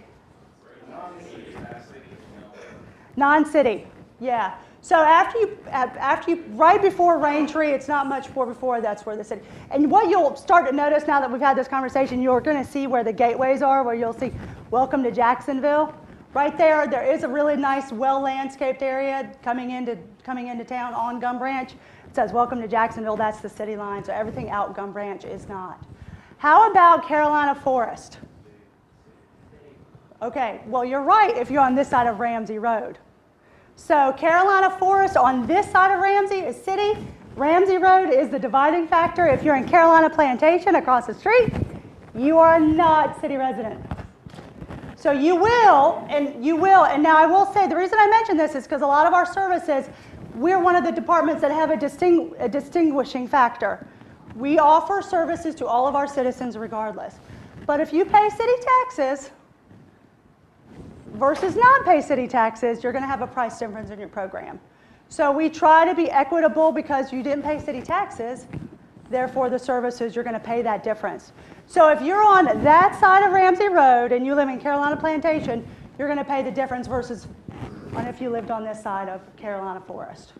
We have a lot of people that have, well, I live right there. They, all house it as Carolina Forest.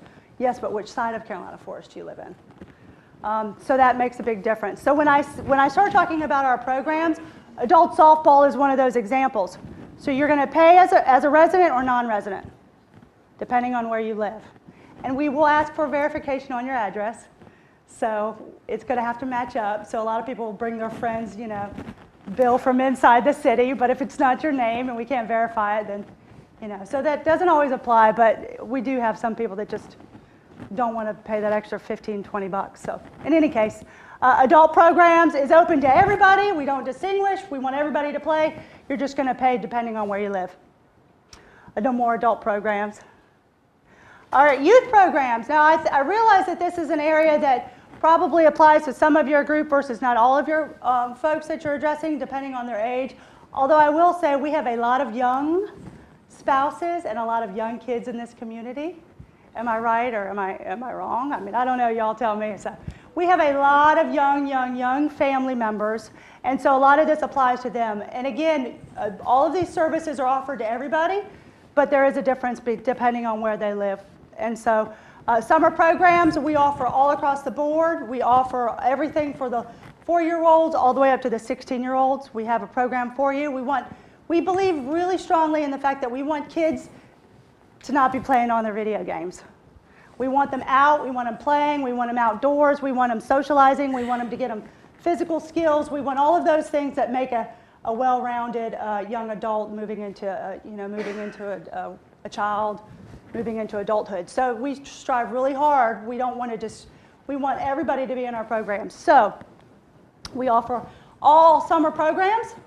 We offer athletic youth programs. So it might just be a clinic on basketball, tennis, baseball, wrestling, you name it. We offer like those athletic camps. If any of y'all have any specialties in those areas, feel free to let me know you want to coach or teach one of those. No takers? Come on, no takers? Anybody have a special area? Come on, okay. I won't get you right here now. So we offer a large range of after-school programs. There is not a school in the city that we don't offer an after-school program. And that's important. Within the city, we have an after-school program. So whether you live at Carolina Forest or across the street, you go to Carolina Forest Elementary, we offer an after-school program. If it's at Belfork, we offer an after-school program. Commons, Parkwood, Northwoods, Clyde Irwin, we have 8 after-school programs, including Northbridge Middle School, which is a middle school. And those kids are from all over because that's a charter school, so those kids come from all over. So again, we feel strongly that we want kids to be active in the afternoon hours. I don't know how many of y'all remember the latchkey kid term, from years ago. We don't want any kids going home and playing on their video games until the parents get home. So we have that, and then obviously for our youth programs, we have all sorts of youth programs: softball, t-ball, baseball, volleyball, basketball, tennis, you name it. We want to keep them busy. We try to fight obesity with our kids, and so we feel like if we offer enough programs, hopefully parents will stay engaged enough to get them enrolled and get them going. Here's some pictures. Yay, happy kids, happy kids. Special events, I mentioned this a few minutes ago because it takes a lot to do these special events. We had one about 2 weeks ago called the Jamboree. We probably had about 30 Marine volunteers at that, if not more. Plus the Marine Corps band came out, and so obviously we fed them. It was a phenomenal event. So again, anytime you want to get your folks involved, we certainly have that as an opportunity. One of the things that's special about this community and this city is that we offer all these special events free. And I say free as in all of our events are completely free. We offer a large range starting on this Friday, an outdoor movie. I'm going to say it wrong. Thank you, Moana. Thank you. See, you guys already know. So we offer that completely free. It is Friday. Again, going back to the realization that we want to promote family activities. We want families to engage with each other, create those memories. If we offer a movie and popcorn at 50 cents, that's a win for us because you might have brought you and your 2 kids out. They had a great time. You were with them. It was something positive for everybody, and that's what we're all about, is creating those experiences. So movies all summer, concerts all summer. There's not a Friday starting this weekend or maybe after Memorial Day weekend that we don't have something going on a Friday night. So again, it doesn't have to be about, being bored on the weekends and spending a ton of money if you have to, if you can help it. And then we have park days. Festivals include the Jamboree, Winterfest, National Night Out, and then other events include 5Ks, Running with the Law. We do trips. We realize that Single Marines program does a phenomenal job with all of their trips, but every now and again we'll offer a trip to go see the Hurricanes or the Panthers or the baseball, locally when we can get them up there. So we do offer some of that as well. Here's just some pictures, movies in the park, Running with the Law. Here's some Winterfest. Jamboree, we had that a couple weeks ago. And when I say free, the amusement rides are free. Again, we encourage families to come out and take part in some of these activities.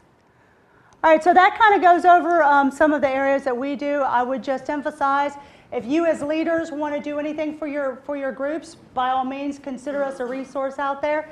If you have families that need a safe place, certainly let them know that we have after-school programs, summer programs to keep these kids engaged. And if you yourself just want to go do, a physical activity out in town, we certainly are available for softball, baseball, basketball, all that good stuff. Yes, sir? Do you guys have like a website or something? Oh, yeah, absolutely. Jacksonvillenc.gov, and then it'll show you the whole list of programs. I will also say we rent a lot of our facilities out. I didn't really go into all of our facilities. We have 4 rec centers and lots of shelters. So if, let's say a spouse wants to have a birthday party for a 3-year-old, we can rent it to you for $20. I mean, it's really reasonable. So we have those opportunities out in town. So if it makes it easier for you and your family or for your Marines families, then that's what we're here for. Did I see the other hands? Any questions? Come on, anybody? Yeah, okay, cool. Let's Thanks. use the, since we're taking. Oh, sorry, they want to hear and record everything. Hey, yes, ma'am. For your athletic programs, has the city thought about opening up the Little League or Babe Ruth in the area? Baseball? Oh, baseball or football? Baseball.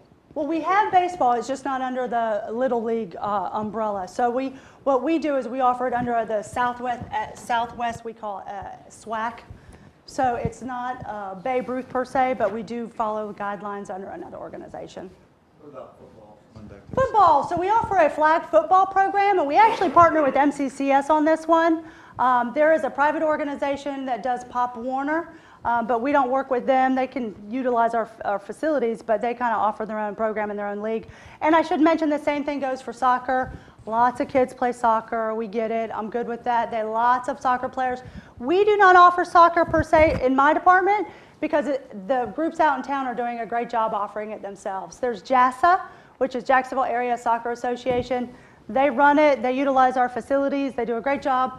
Kudos to them, let them do it. So that we don't step on their toes. As long as they're doing a good job, we let them run that. Same thing with Pop Warner, but we offer a flag football program that's not being offered.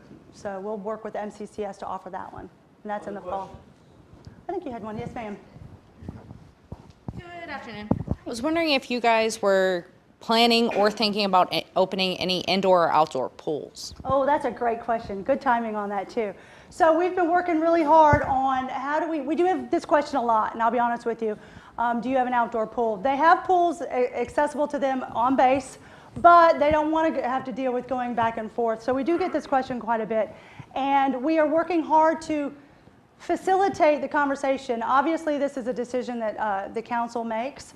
What I can tell you is that in trying to work through it, we're entering into a public-private partnership with a facility, a private facility, which is called Holiday City, which is up of Corbin. And they have a really nice pool.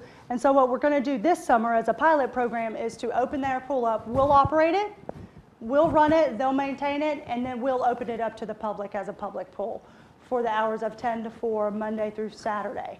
So it's a little bit of a pilot program. It'll give us the data on whether or not, we want to continue conversations on whether council wants to build a pool. But I think it's a great way for us to kind of, no pun intended, dip our toes in the water and see how it goes. So it's a great question. What we have found is that we opened the splash pad last year, and it was tremendously successful. So we are opening a second splash pad at Northeast Creek Park. The good things about splash pads is that obviously there's no depth of water, so your liability and your risk for injury is, not even an inch. You don't have that opportunity with a splash pad. So we are definitely going to keep continuing on the splash pads, and then the pool is going to have to be a discussion we'll keep going forward in. Next question. Any questions? I have a question. Yeah, that's great. Splash pads. My son plays at the Jack Amian Park. Great. I bring my daughter, my other son, to the games. Oh, when are they great. going to turn that splash pad on? Next weekend. Next weekend. Memorial That's my Day to question. Labor Day. Okay. So yeah, good question. she's been So you enjoy it, they enjoy it? Good, so we'll be opening another one, hopefully by this time next year we'll have a second one. Yeah, one of the things that the mayor and council have really stressed in the last several years with this mayor and council is to have as many activities free as possible.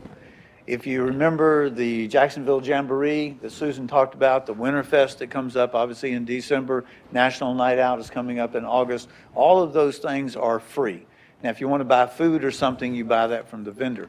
Same thing with the splash pads. Council has asked if we would look into water facilities. Give you an idea of expense. Sir, you've been to the splash pad. Give me an idea of, forget the land, but just to install the splash pad as you've seen it, give me an estimate of what you think the price is. To install that? Yes. Concrete, flowers,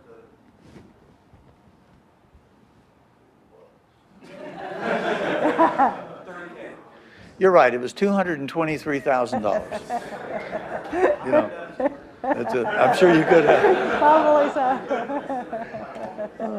And it didn't even include any gold-plated toilet seats. I mean, my goodness. So, that's good. But, that's the point I'm making is that we are behind on our recreation facilities.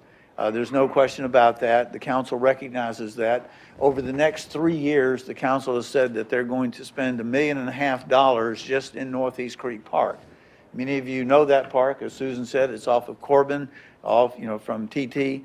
But we're going to spend $1.5 million retrofitting that park with new playgrounds, new restrooms, a new multi-purpose field, a splash pad, those type things. Money obviously drives everything. So what we're trying to do is have as many facilities as possible that are totally free. Moving on this afternoon, Susan, thank you very much. Thank you. What we'd Appreciate like to do now is talk a little bit more about some things that do come out of Susan's department, and that's the area for maintenance of the city. Wilson Bay, most of you are familiar with the water system here. Wilson Bay is, of course, from the bypass back into town.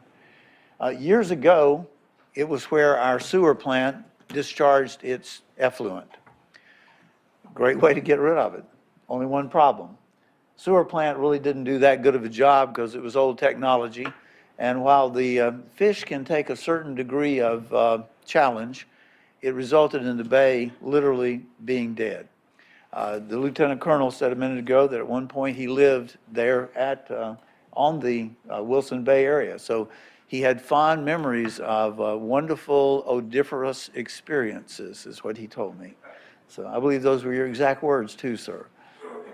Something like that. Well, it resulted in the river system there being substantially damaged. The city realized that we had a responsibility to clean that up. So we bought 7,400 acres of land out west of town near the airport. Now, let me first of all state that what we're doing out there in the forest is not the wonderful smell that you may have when you're flying into the Ellis Airport.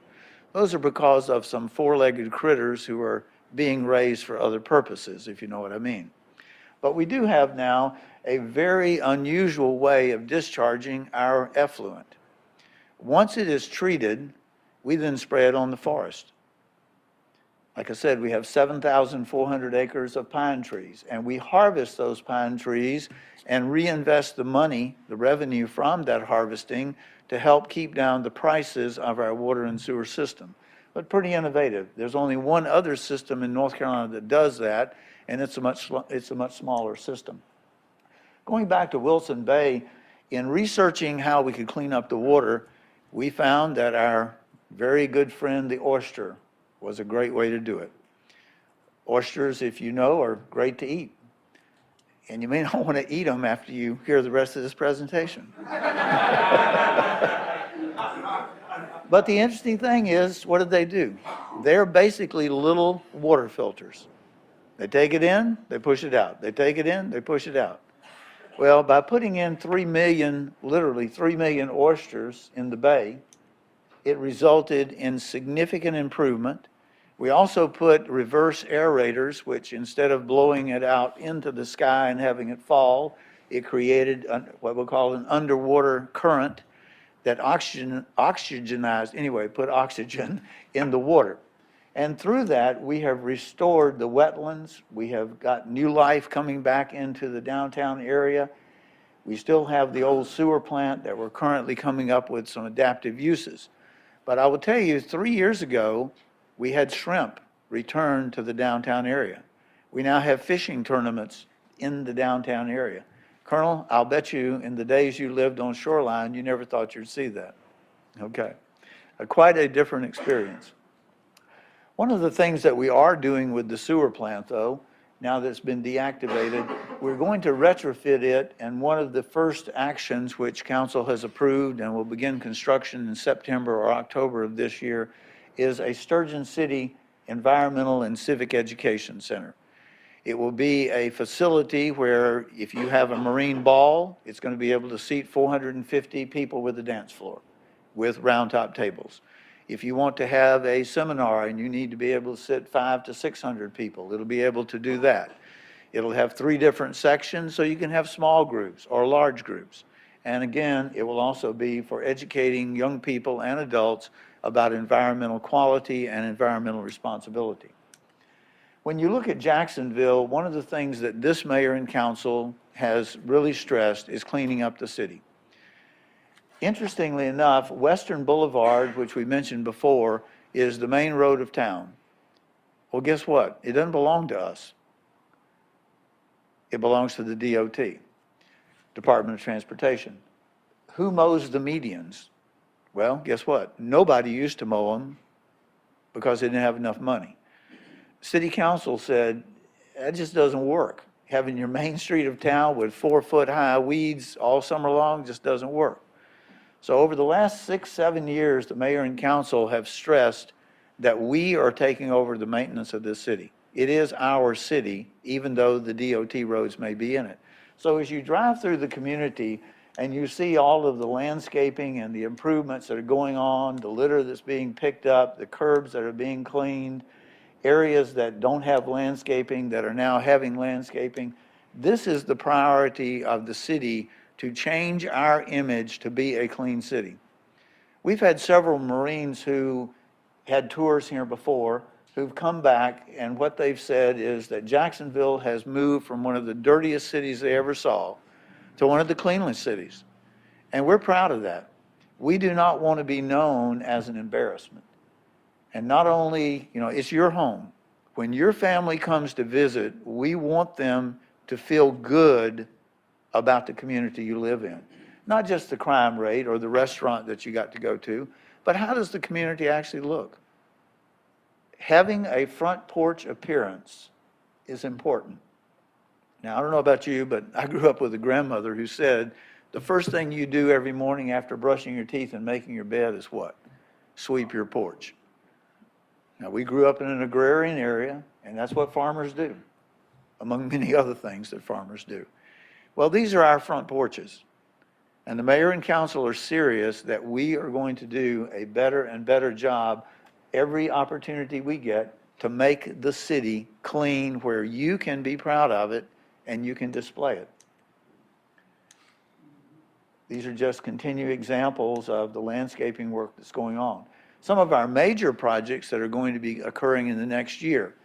You notice Piney Green. Well, later today, you're going to hear that the final construction of Piney Green is now scheduled for 2030. But in the meantime, we are going to be doing a lot of landscaping. So at the 24 in Piney Green and 17 in Piney Green area, you're going to see major landscaping occur in the next year. Western Boulevard, from the area where Chuck E. Cheese is, going all the way up towards the Lowe's and that area, you're going to see a lot of beautiful landscaping starting going in there. So landscaping is one of our stresses. We do encourage citizens to adopt part of their community. You can adopt a street to pick up litter. You can adopt a park to walk around and pull weeds or pick up litter. Trails, anything like that, waterways.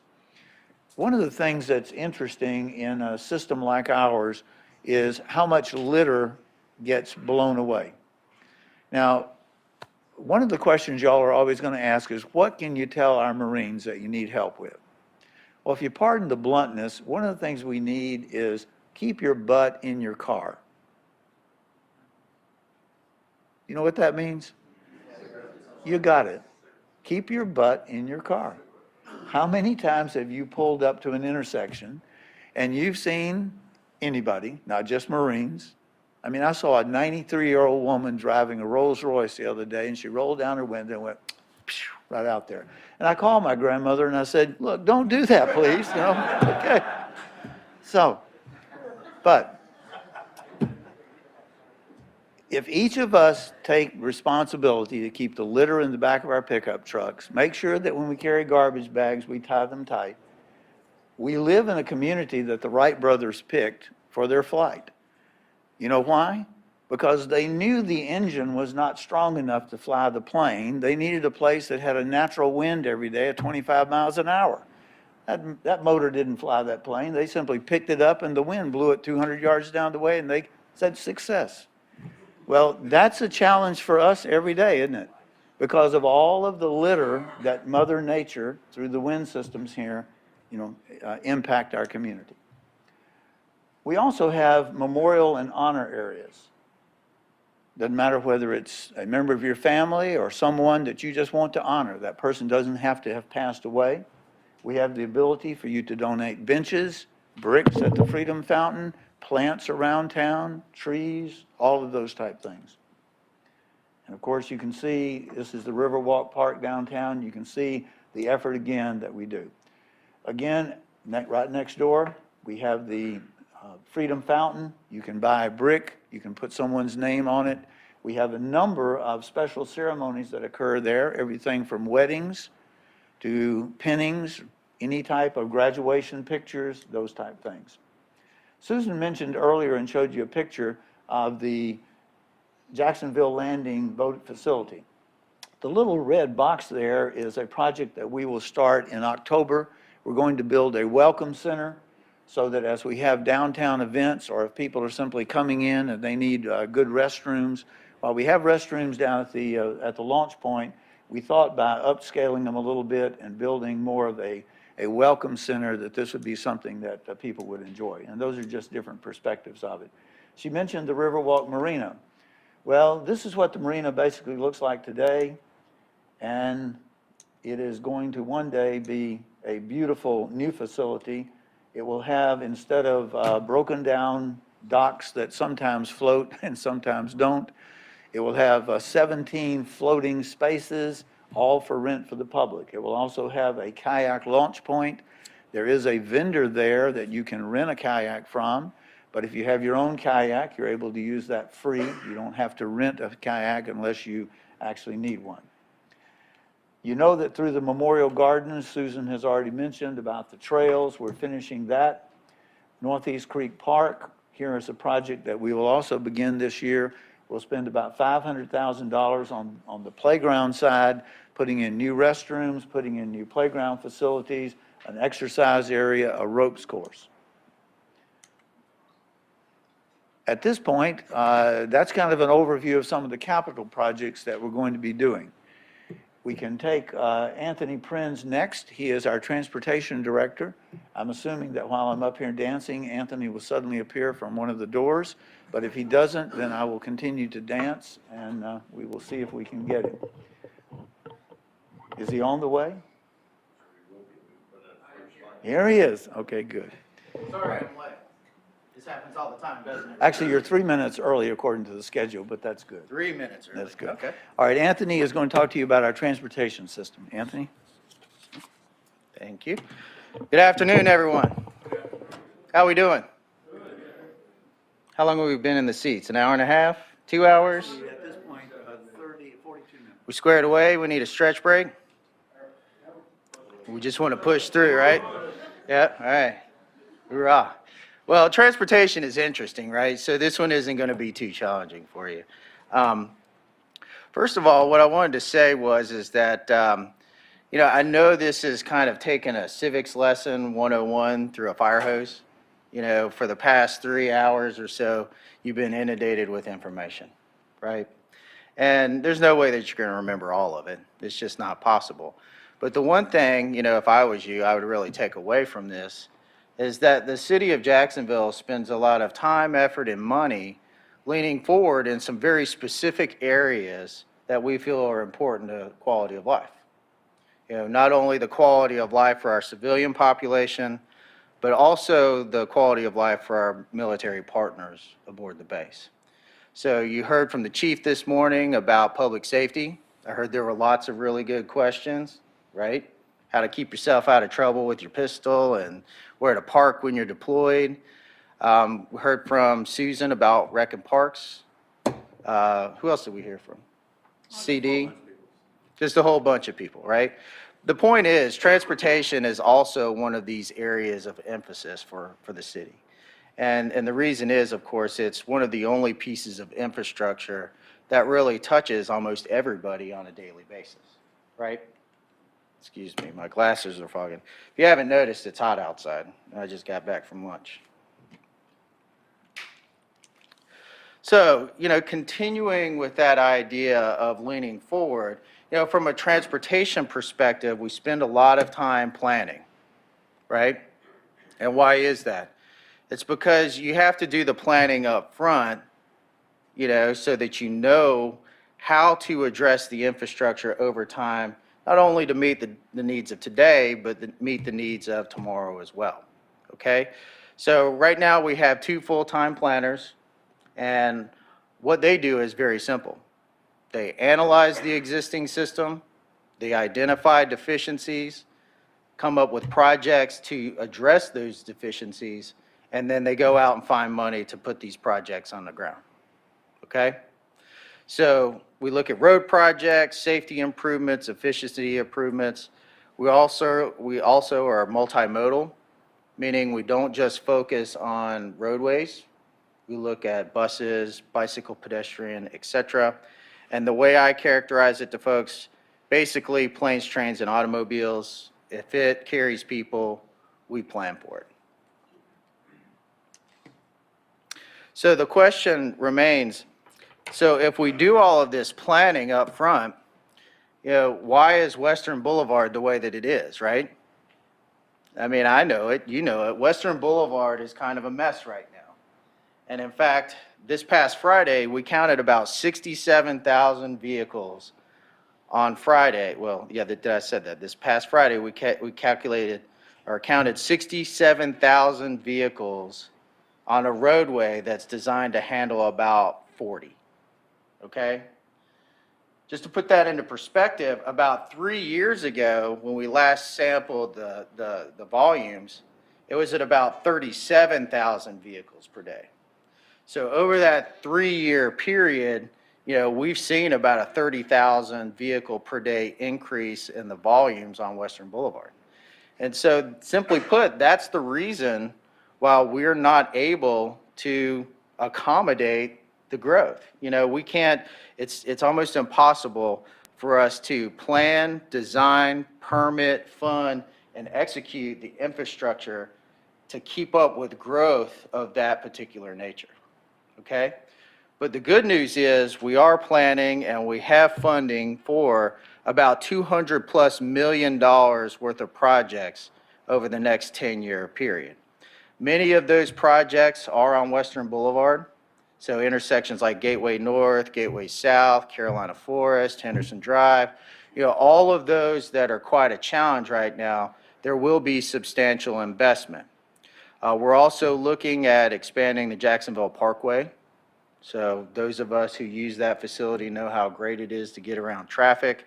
We're hoping to expand that out to Ramsey Road and then back over to Highway 17 to help alleviate some of the congestion on Western and on Marine Boulevard.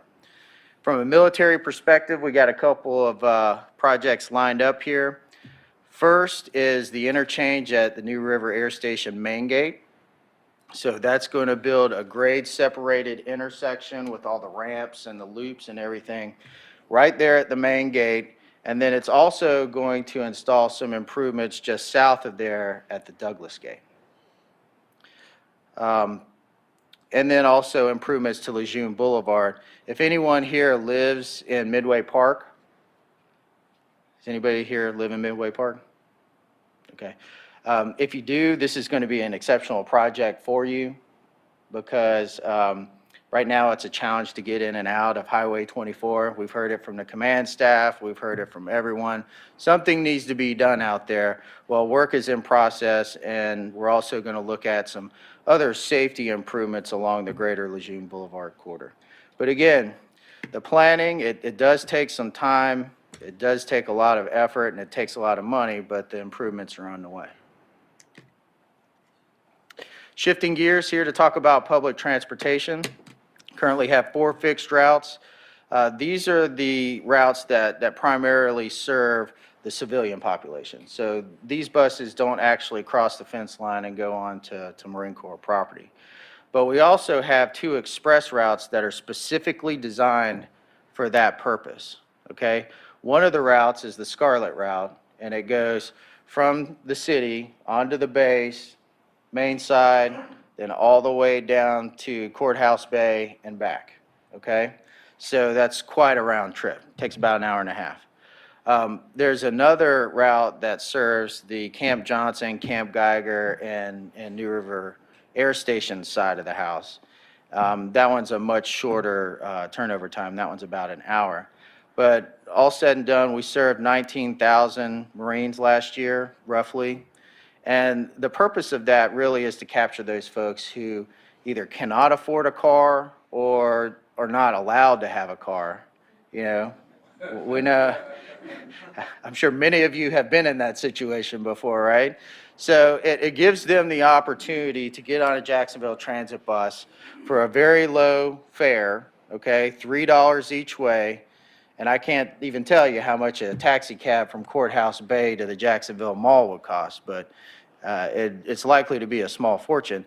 But for $3 each way, Marines can hop on this bus, have a very safe, have a very efficient way to come out and enjoy Jacksonville. To help improve the convenience of that service, and this is mainly oriented towards our younger riders. And of course, I know younger Marines are generally all about technology. This is an excellent tool for them. This is called Transloc. It is a real-time bus positioning system, okay?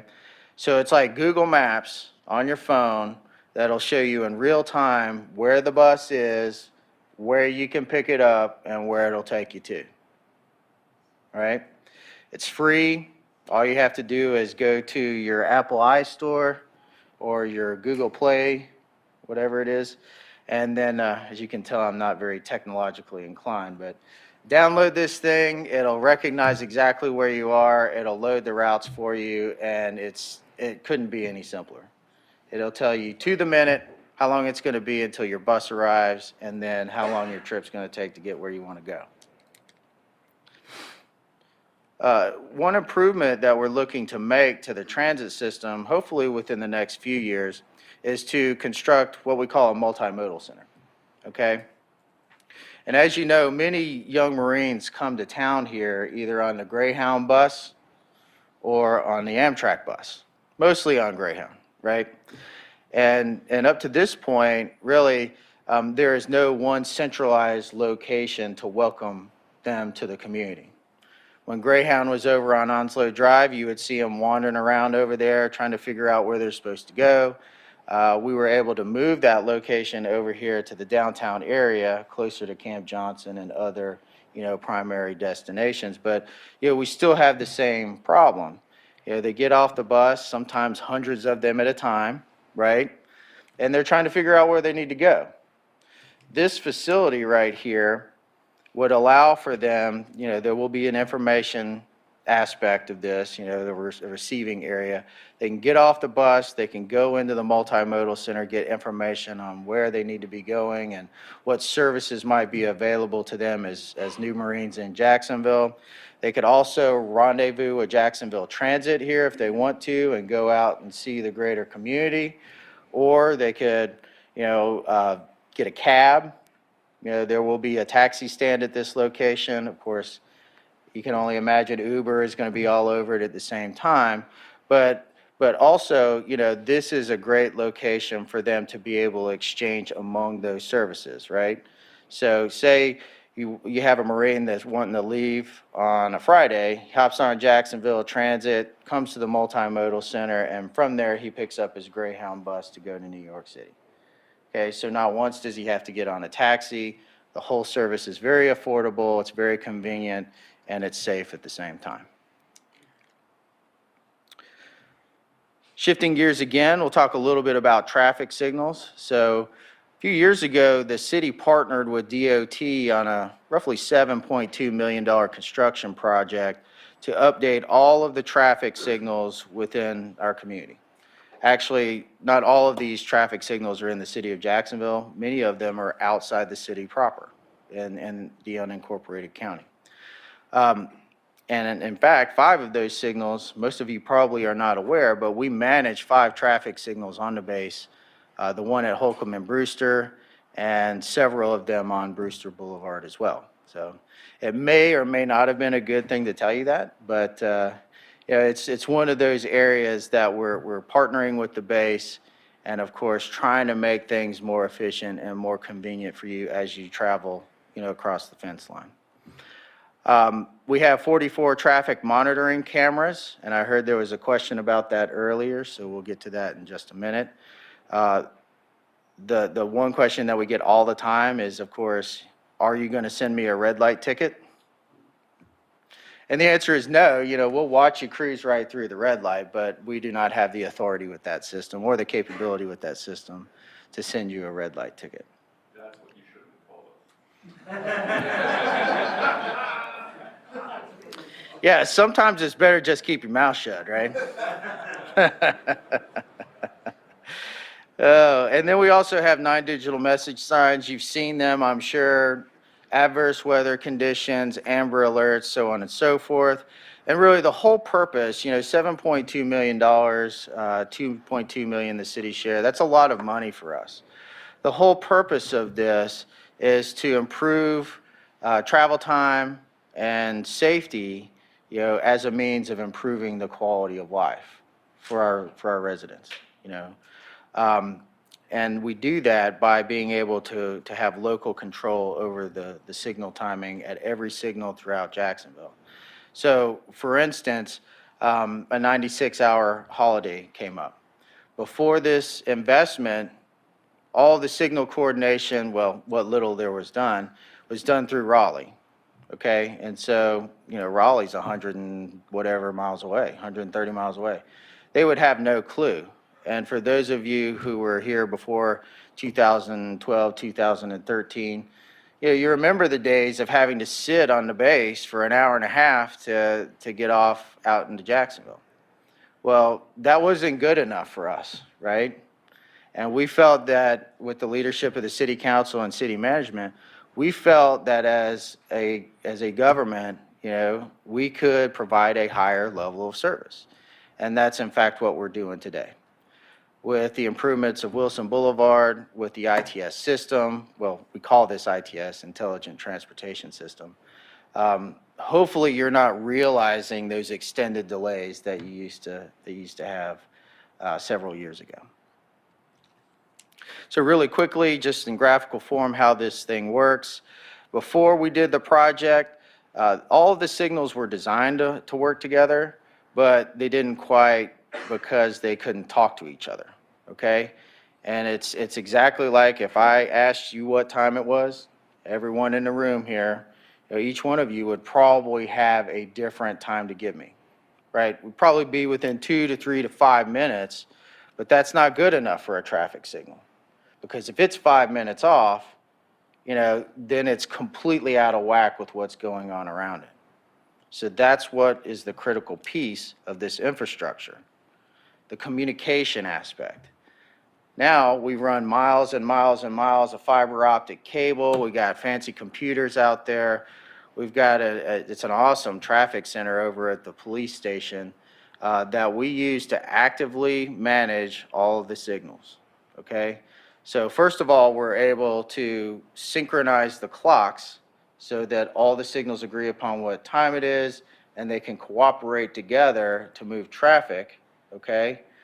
But also in the event of an incident or a holiday schedule or whatever the situation is, we have a technician on call pretty much 24/7 who can log into the system. We got a bank of TVs that's 25 feet long. We don't watch cartoons or anything on it, but of course we watch people speed through the intersections. And we can make real-time adjustments on this computer right here to help improve the efficiency and the safety of travel. So hopefully, again, for those of you who have been here for a while, you've noticed some improvement. I mean, we're not all the way there, okay? It's a very large system for us to manage, and there is always room for improvement, but I think we've come a long way since 2013. So, in a nutshell, That's what we do in transportation services. I'm happy to take any questions that you have. Before we have a question, let me clarify something. Sergeant Major, Sergeant, I'm sorry. What is your rank, sir? First Sergeant Major. Just got a promotion.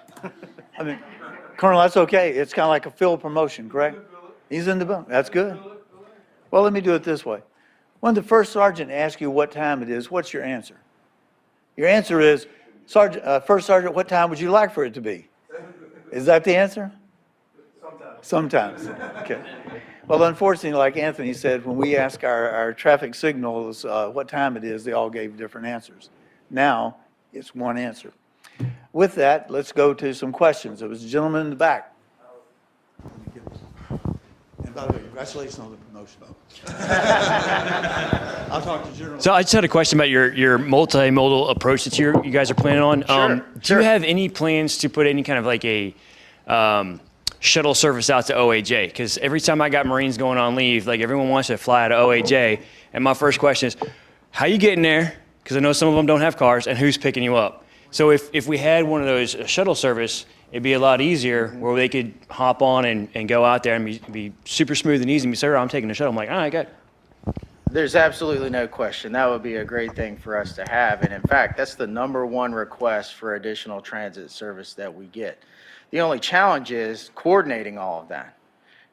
Because from our perspective, it's not very efficient for us to run a shuttle service, for days on end when we're only picking up people for a very specific period of time. Okay? So the answer is we can certainly do that, and we've talked with the folks at OAJ and the leadership on the base about it in the past. I would see us being able to do something like that at some point in the future. We're just not in position to execute right now. I would think the leadership on the installation side would want to maybe subsidize a lot of that, because we're talking about exclusively are the Marines and the barracks. Right. And, everybody else outside, they usually have some type of means, either POV or friends to get over, but it's the Marines from the barracks that I can try to do all the coordination, and that would be probably the most folks numerically that want to go to the Center for that. And if we could coordinate that, that would be a very efficient thing to do. We need to put that, I'm guessing my pattern is we need to push that from the Tennessee Board of Base to the installation leadership to the change. Right. That would help kind of push it. And kind of inert. And we're having those conversations. One of the things that's of significant interest to them is the cost associated with individuals taking a taxi from the airport to the base. It's the same thing as taking a taxi from Courthouse Bay out to Jacksonville. It'll cost you an arm and a leg. And of course, a majority of those trips are being reimbursed for by DOD. And so from a practical standpoint, it makes sense. And from a financial perspective, it makes sense as well. One of the things that we are currently doing is a number of partnership studies. We will add that to the partnership study. I know when I have flown into OAJ late in the evening, especially on a Sunday, the plane is 98% young people, and I know where they're going. I also know what happens with the taxi folks out there. It can be a very interesting experience. One of the reasons why we set up the $3 route from the base to the mall was for this exact problem. So we will work on that as a partnership. Good suggestion. Other questions about transportation? Yes, sir.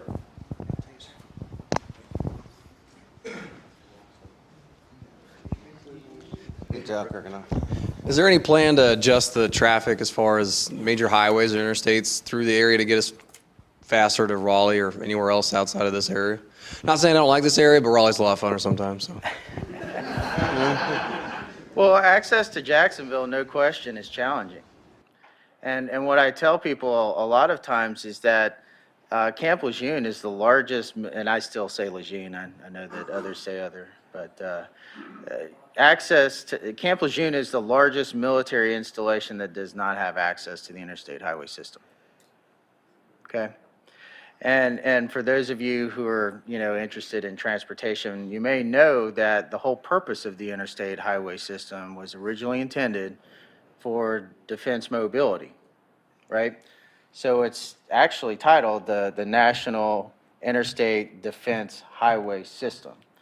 And so that's just a little factoid that I carry around in my back pocket when I talk to people about how we do need improved access to Jacksonville. But of course, as we talk about that as a community, it can become a double-edged sword. Just like in Wilmington, when you build a freeway, people come, right?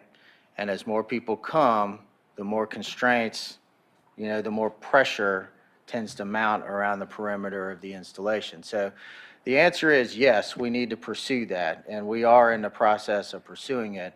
But in doing so, we need to do it in a very intelligent way so it doesn't actually end up choking out, the military missions that we need to support in this area. Other questions on transportation?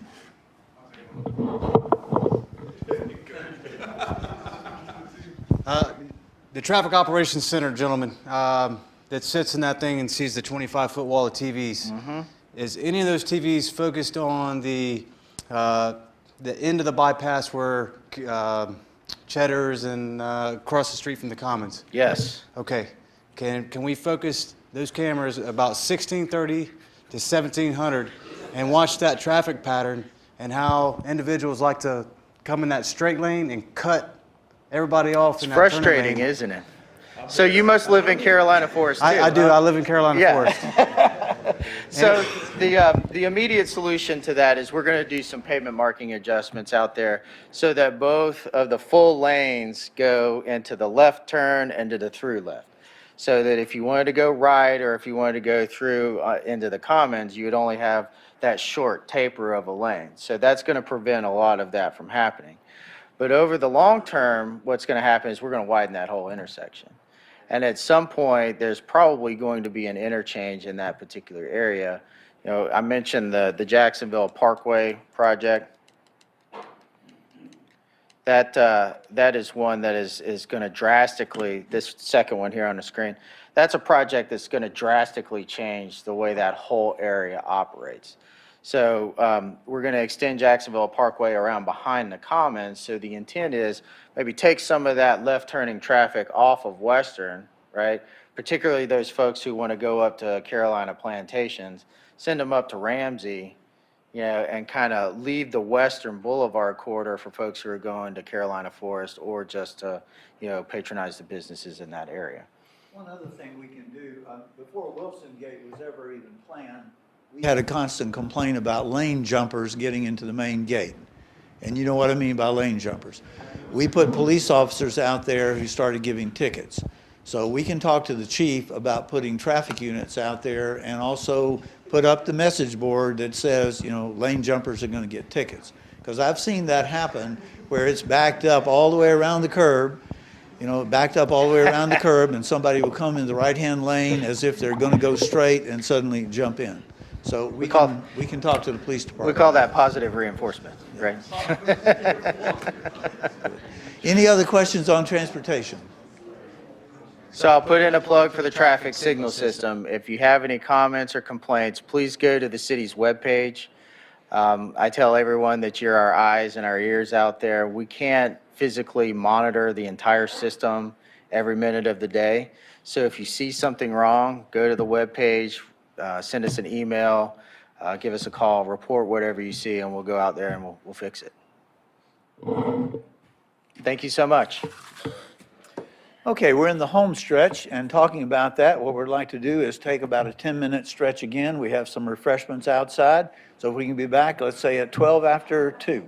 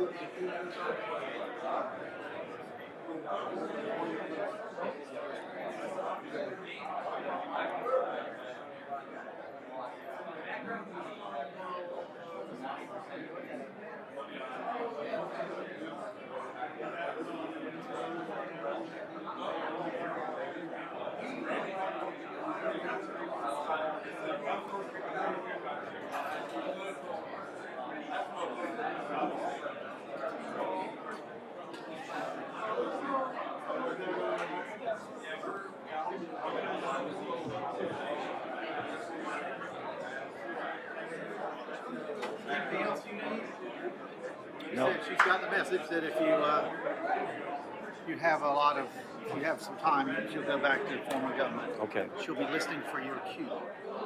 Then she has to push in 3 numbers and hit enter. Okay. Lisa pushed in the 3 numbers and forgot to hit enter. Okay, we appreciate everybody getting back on time.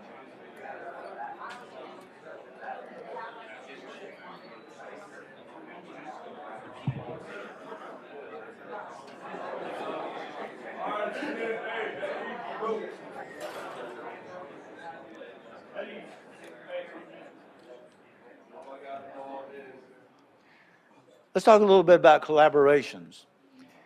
As you know, the command of the base held a public meeting about 2 months ago to talk about changes in the federal law that really encourage partnerships between the military and the public sector and the private sector.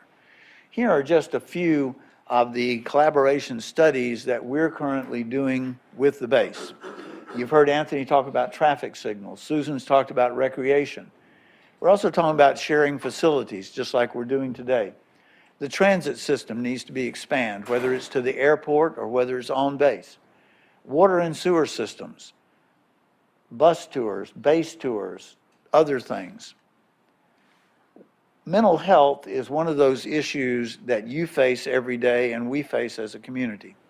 Mike Yanera, the chief of police, talked earlier today. One thing he did not tell you is this. Every year, we spend 16,000 hours every year 16,000 hours dealing with people who have mental issues. If you think of a work year as being 2,080 hours, that's basically 8 police officers who did nothing the entire year except deal with mental health. Mental health crisis is something you deal with. Not all mental health is associated with the experiences that you and your personnel go through. There are many people in this community who've never served a day, but they have mental health issues.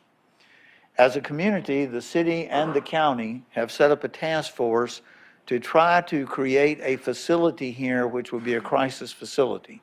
That facility will then allow a person to be either involuntarily committed or voluntarily committed for a 2 to 7 day period.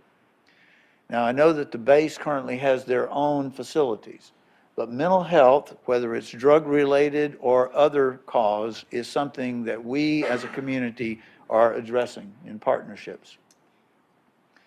We also have the partnership of the soup kitchen. There are many people in this community who are homeless. There are many people who are not able to provide a meal.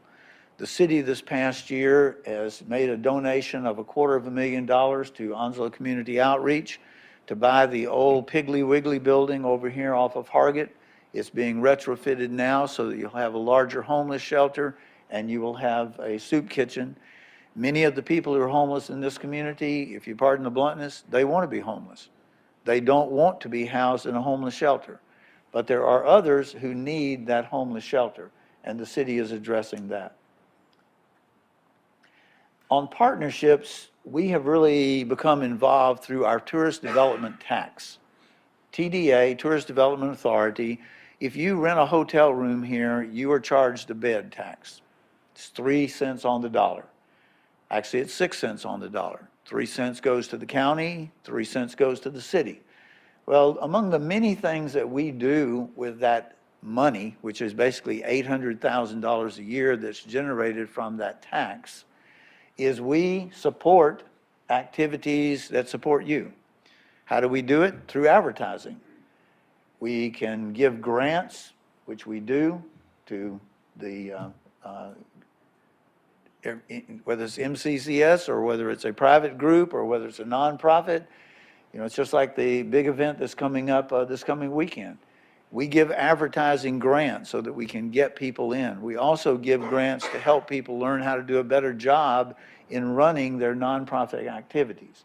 But as you can see, through our efforts together, we've gone from 300 runners to over 1,300 runners. How do we do that? Partnering, talking together, figuring out how we do things better. Many benefits of living in the city. One of them is we have a Citizens Academy. The Citizens Academy goes into a lot of detail that we've gone through today. But there's some real benefits which we would offer to y'all. We'd be very happy to set up what we would call a Marine Leadership Citizens Academy. The difference would be, instead of being in one room, you'd actually get to go out to the 7,400-acre farm where we spray effluent, and you could actually see it. You could actually climb in the back of a garbage packer and smell the wonderful aromas that come from all of the things we pick up every week. You could go to the water plant and actually see the nanofiltration system, the $50 million investment we have to make sure that we always have good quality water for our citizens. It's a hands-on activity. And Colonel, if you or the base would like for us to consider setting that up, we'd be very happy to do that. We normally run these in the late afternoons, as you can see, from 4 to 6:30, but for your group, we would certainly accommodate it as needed. We have committees. Many of you live in the community. You do not have to be a registered, you do actually have to be a registered voter.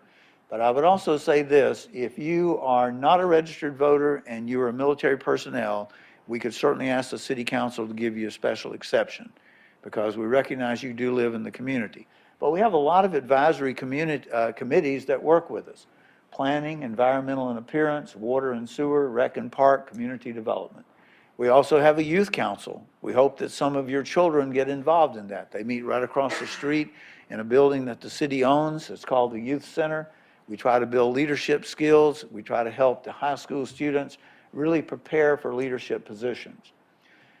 Throughout the community, we work on livable neighborhoods. And of course, one of the things that we're very proud of, and I mentioned this to one of the gentlemen early this morning, when you see city government, you see it the same way the city council sees it. We don't meet in some back room and then come out and discuss what the city's business is. Now, I'm not critical of anybody else. All I can tell you is this mayor and council and this city government, when you see it live on G10 or when you come here, you are seeing it for the first time just like the mayor and council have seen it. Now, maybe the mayor and council have been sent a packet, but guess what? Those packets are available on our website, so you can see the packet too. So it's not a canned discussion where everybody knows, well, this person's going to make this motion, this person's going to say that. It isn't a staged play. It's government at its best. It's government in the sunshine. We encourage you to watch G10, but we also encourage you to have a life and don't watch G10 all the time, okay? Some of the other partnerships that we have, we had the final muster of the 4th Marine Division. We were very active in that. We helped film it. We helped produce it. Certainly, we welcomed the community, and through our transit system, we provided all of the bus transportation for those personnel. Great day on the base. The 75th anniversary, right out here in front of City Hall, we painted the street red, white, and blue. And of course, in February of a year ago, we had the parade on a very cold day, but it was a wonderful event. Why? Because it shows that you and the city work together to make this happen. One of the things that we are trying to improve and really take advantage of are reunions. The Tourist Development Authority, basically made up of hoteliers, they are on board, and we're talking to the Museum of the Marine, among others, to try to set up more base tours and try to promote reunions so that when you have military groups who want to get back together, that we have the facilities to do it. That's one of the reasons why we're building the Sturgeon City facility we talked about earlier. So you'd have a place locally, so you don't have to go to New Bern. You don't have to go down to Wilmington to have those.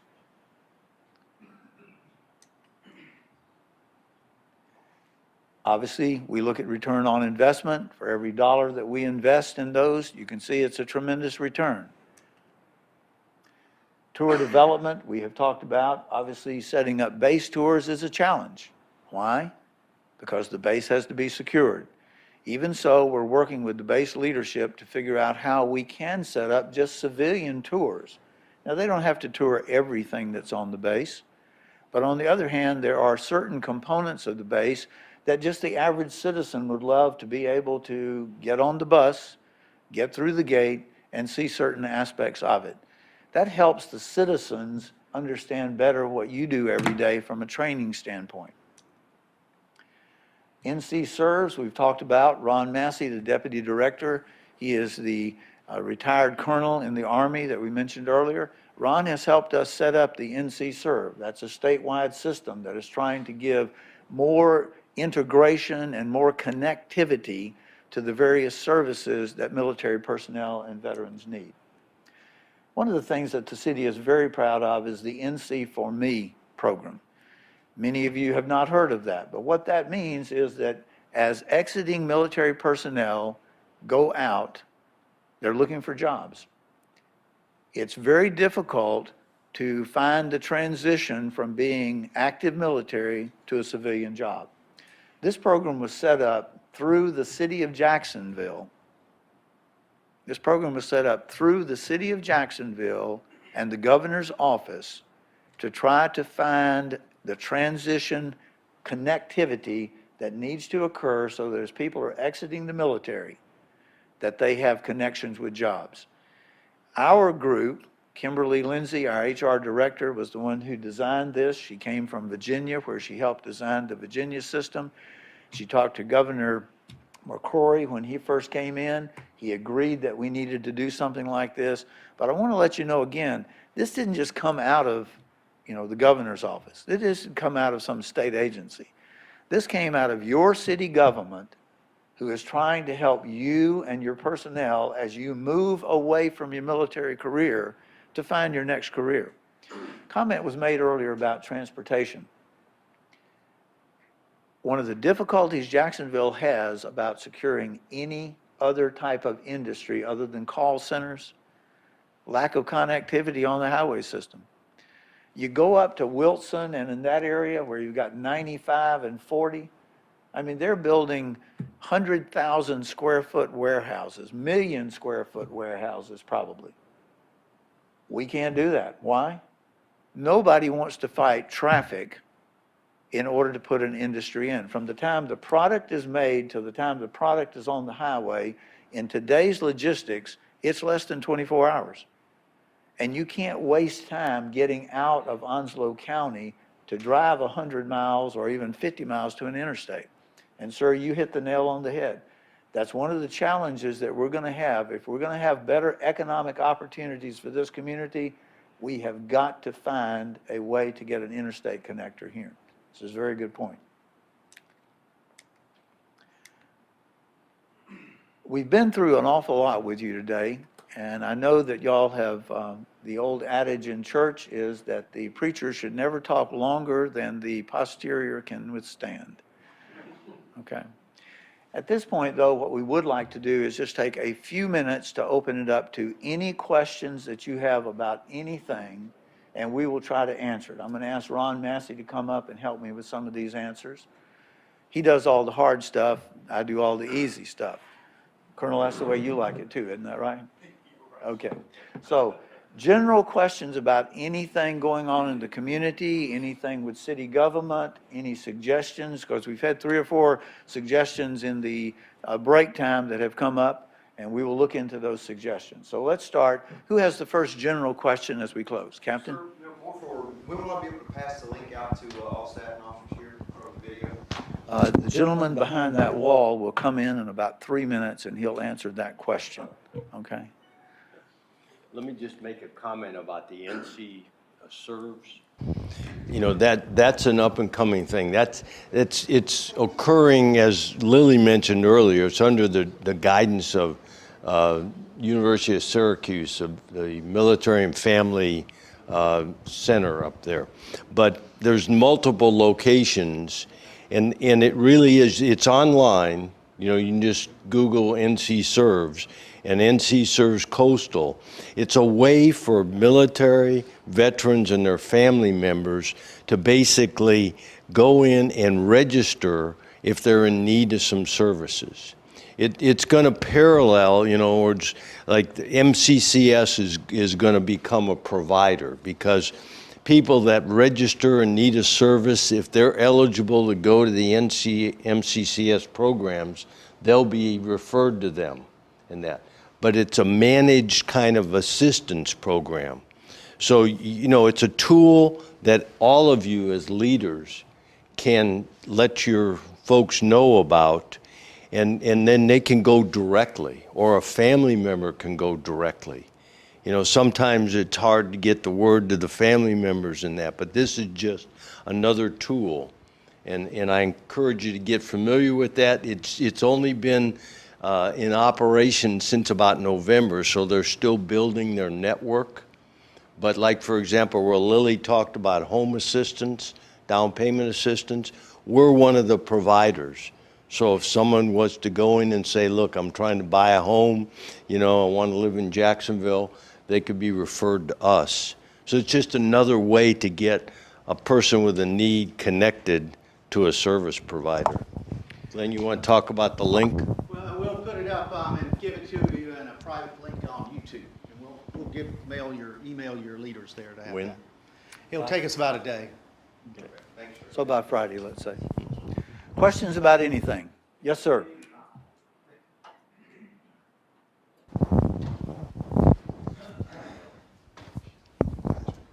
Good afternoon, it's Chief Officer Cornell. I think I really have 2 questions. One is in regard to the city growth and everything. I'm interested in what type of future green programs or alternative energy programs you guys might have on the table to meet upcoming requirements with future city growth? Well, first of all, when it talks about city growth, we know that our growth is directly dependent upon you. The normal growth in a community is 3 to 5% of population growth. We are on a down cycle. Right now, we are seeing very few residential units built in the city and only a nominal amount built in the county. Why is that? When we had the big buildup, we overbuilt. We have more hotel units than we currently need. We have more apartment complex than we currently need. I would say to you, other than the apartment complex up off of Jacksonville Parkway that has taken 10 years to complete behind Cheddar's, and it's still not open. I think most of you, especially you, know which one I'm talking about. We're not going to see any more hotels or multiple family growth here, not for at least 5 years, in my opinion. Single-family homes. We've only had 15 single-family homes built in the city in the last 9 months. 15. The county has had probably 100. Why is that? Once again, when the buildup of the military, we built a sufficient supply. But likewise, not being critical, the base did a phenomenal job of improving and upscaling your own housing out there. So many people who used to live out in the community don't. So for the moment, we believe that the next 4 or 5 years we'll continue to have commercial growth, but we'll have only a modest amount of residential growth.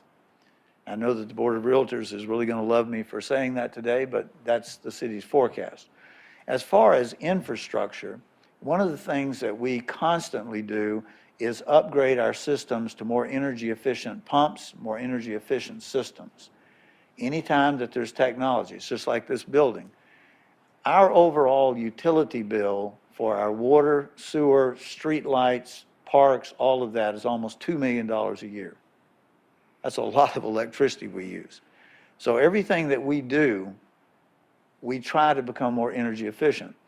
One of the things that Ron has done this past year is to work with Duke Power and Jones Onslow to change out all of our street lights and make them LEDs. So that is a constant, ongoing effort to become more efficient in those areas. Other questions about anything? Okay, let's end on this final note. The staff of the city has been honored today to host you. We hope that you have found valuable information. What we also hope, though, is that you have found a new partnership, not just with your battalion, but with us as individuals. Because at the end of the day, it really isn't about an organization working with an organization. It's what? It's about individuals working with individuals. You now know people that you may not have known before. I hope that you will take the opportunity to drop by, just drop in and see us. Even if it's nothing more than just in the neighborhood wanting to say hello. Or, I've got a problem with my neighbor, how can you help me fix it? Or, I'm looking for a volunteer project, I want to bring a case of beer, how can you work that out where I can do both? Okay. With that, Colonel, I'm going to turn it over to you to conclude, but it's been our honor and our privilege to be with you today. Thank you very much.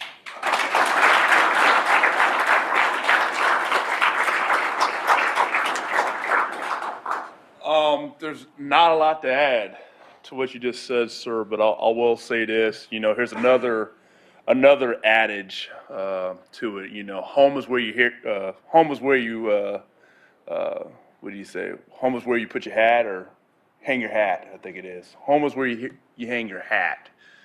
And this is home for us. This is home for us. My family's here, my Marine family, my family. So this is home for us. And just, you know, from hearing the mayor, the council, the staff, just the exuberance, the pride that, you know, in which you speak of our home, you know, kind of reaffirms a lot of things, that pride we have in our home, and that's Jacksonville. So this has been just a wonderful opportunity to finally put, you know, faces to the names and stuff like that, which that's what families do.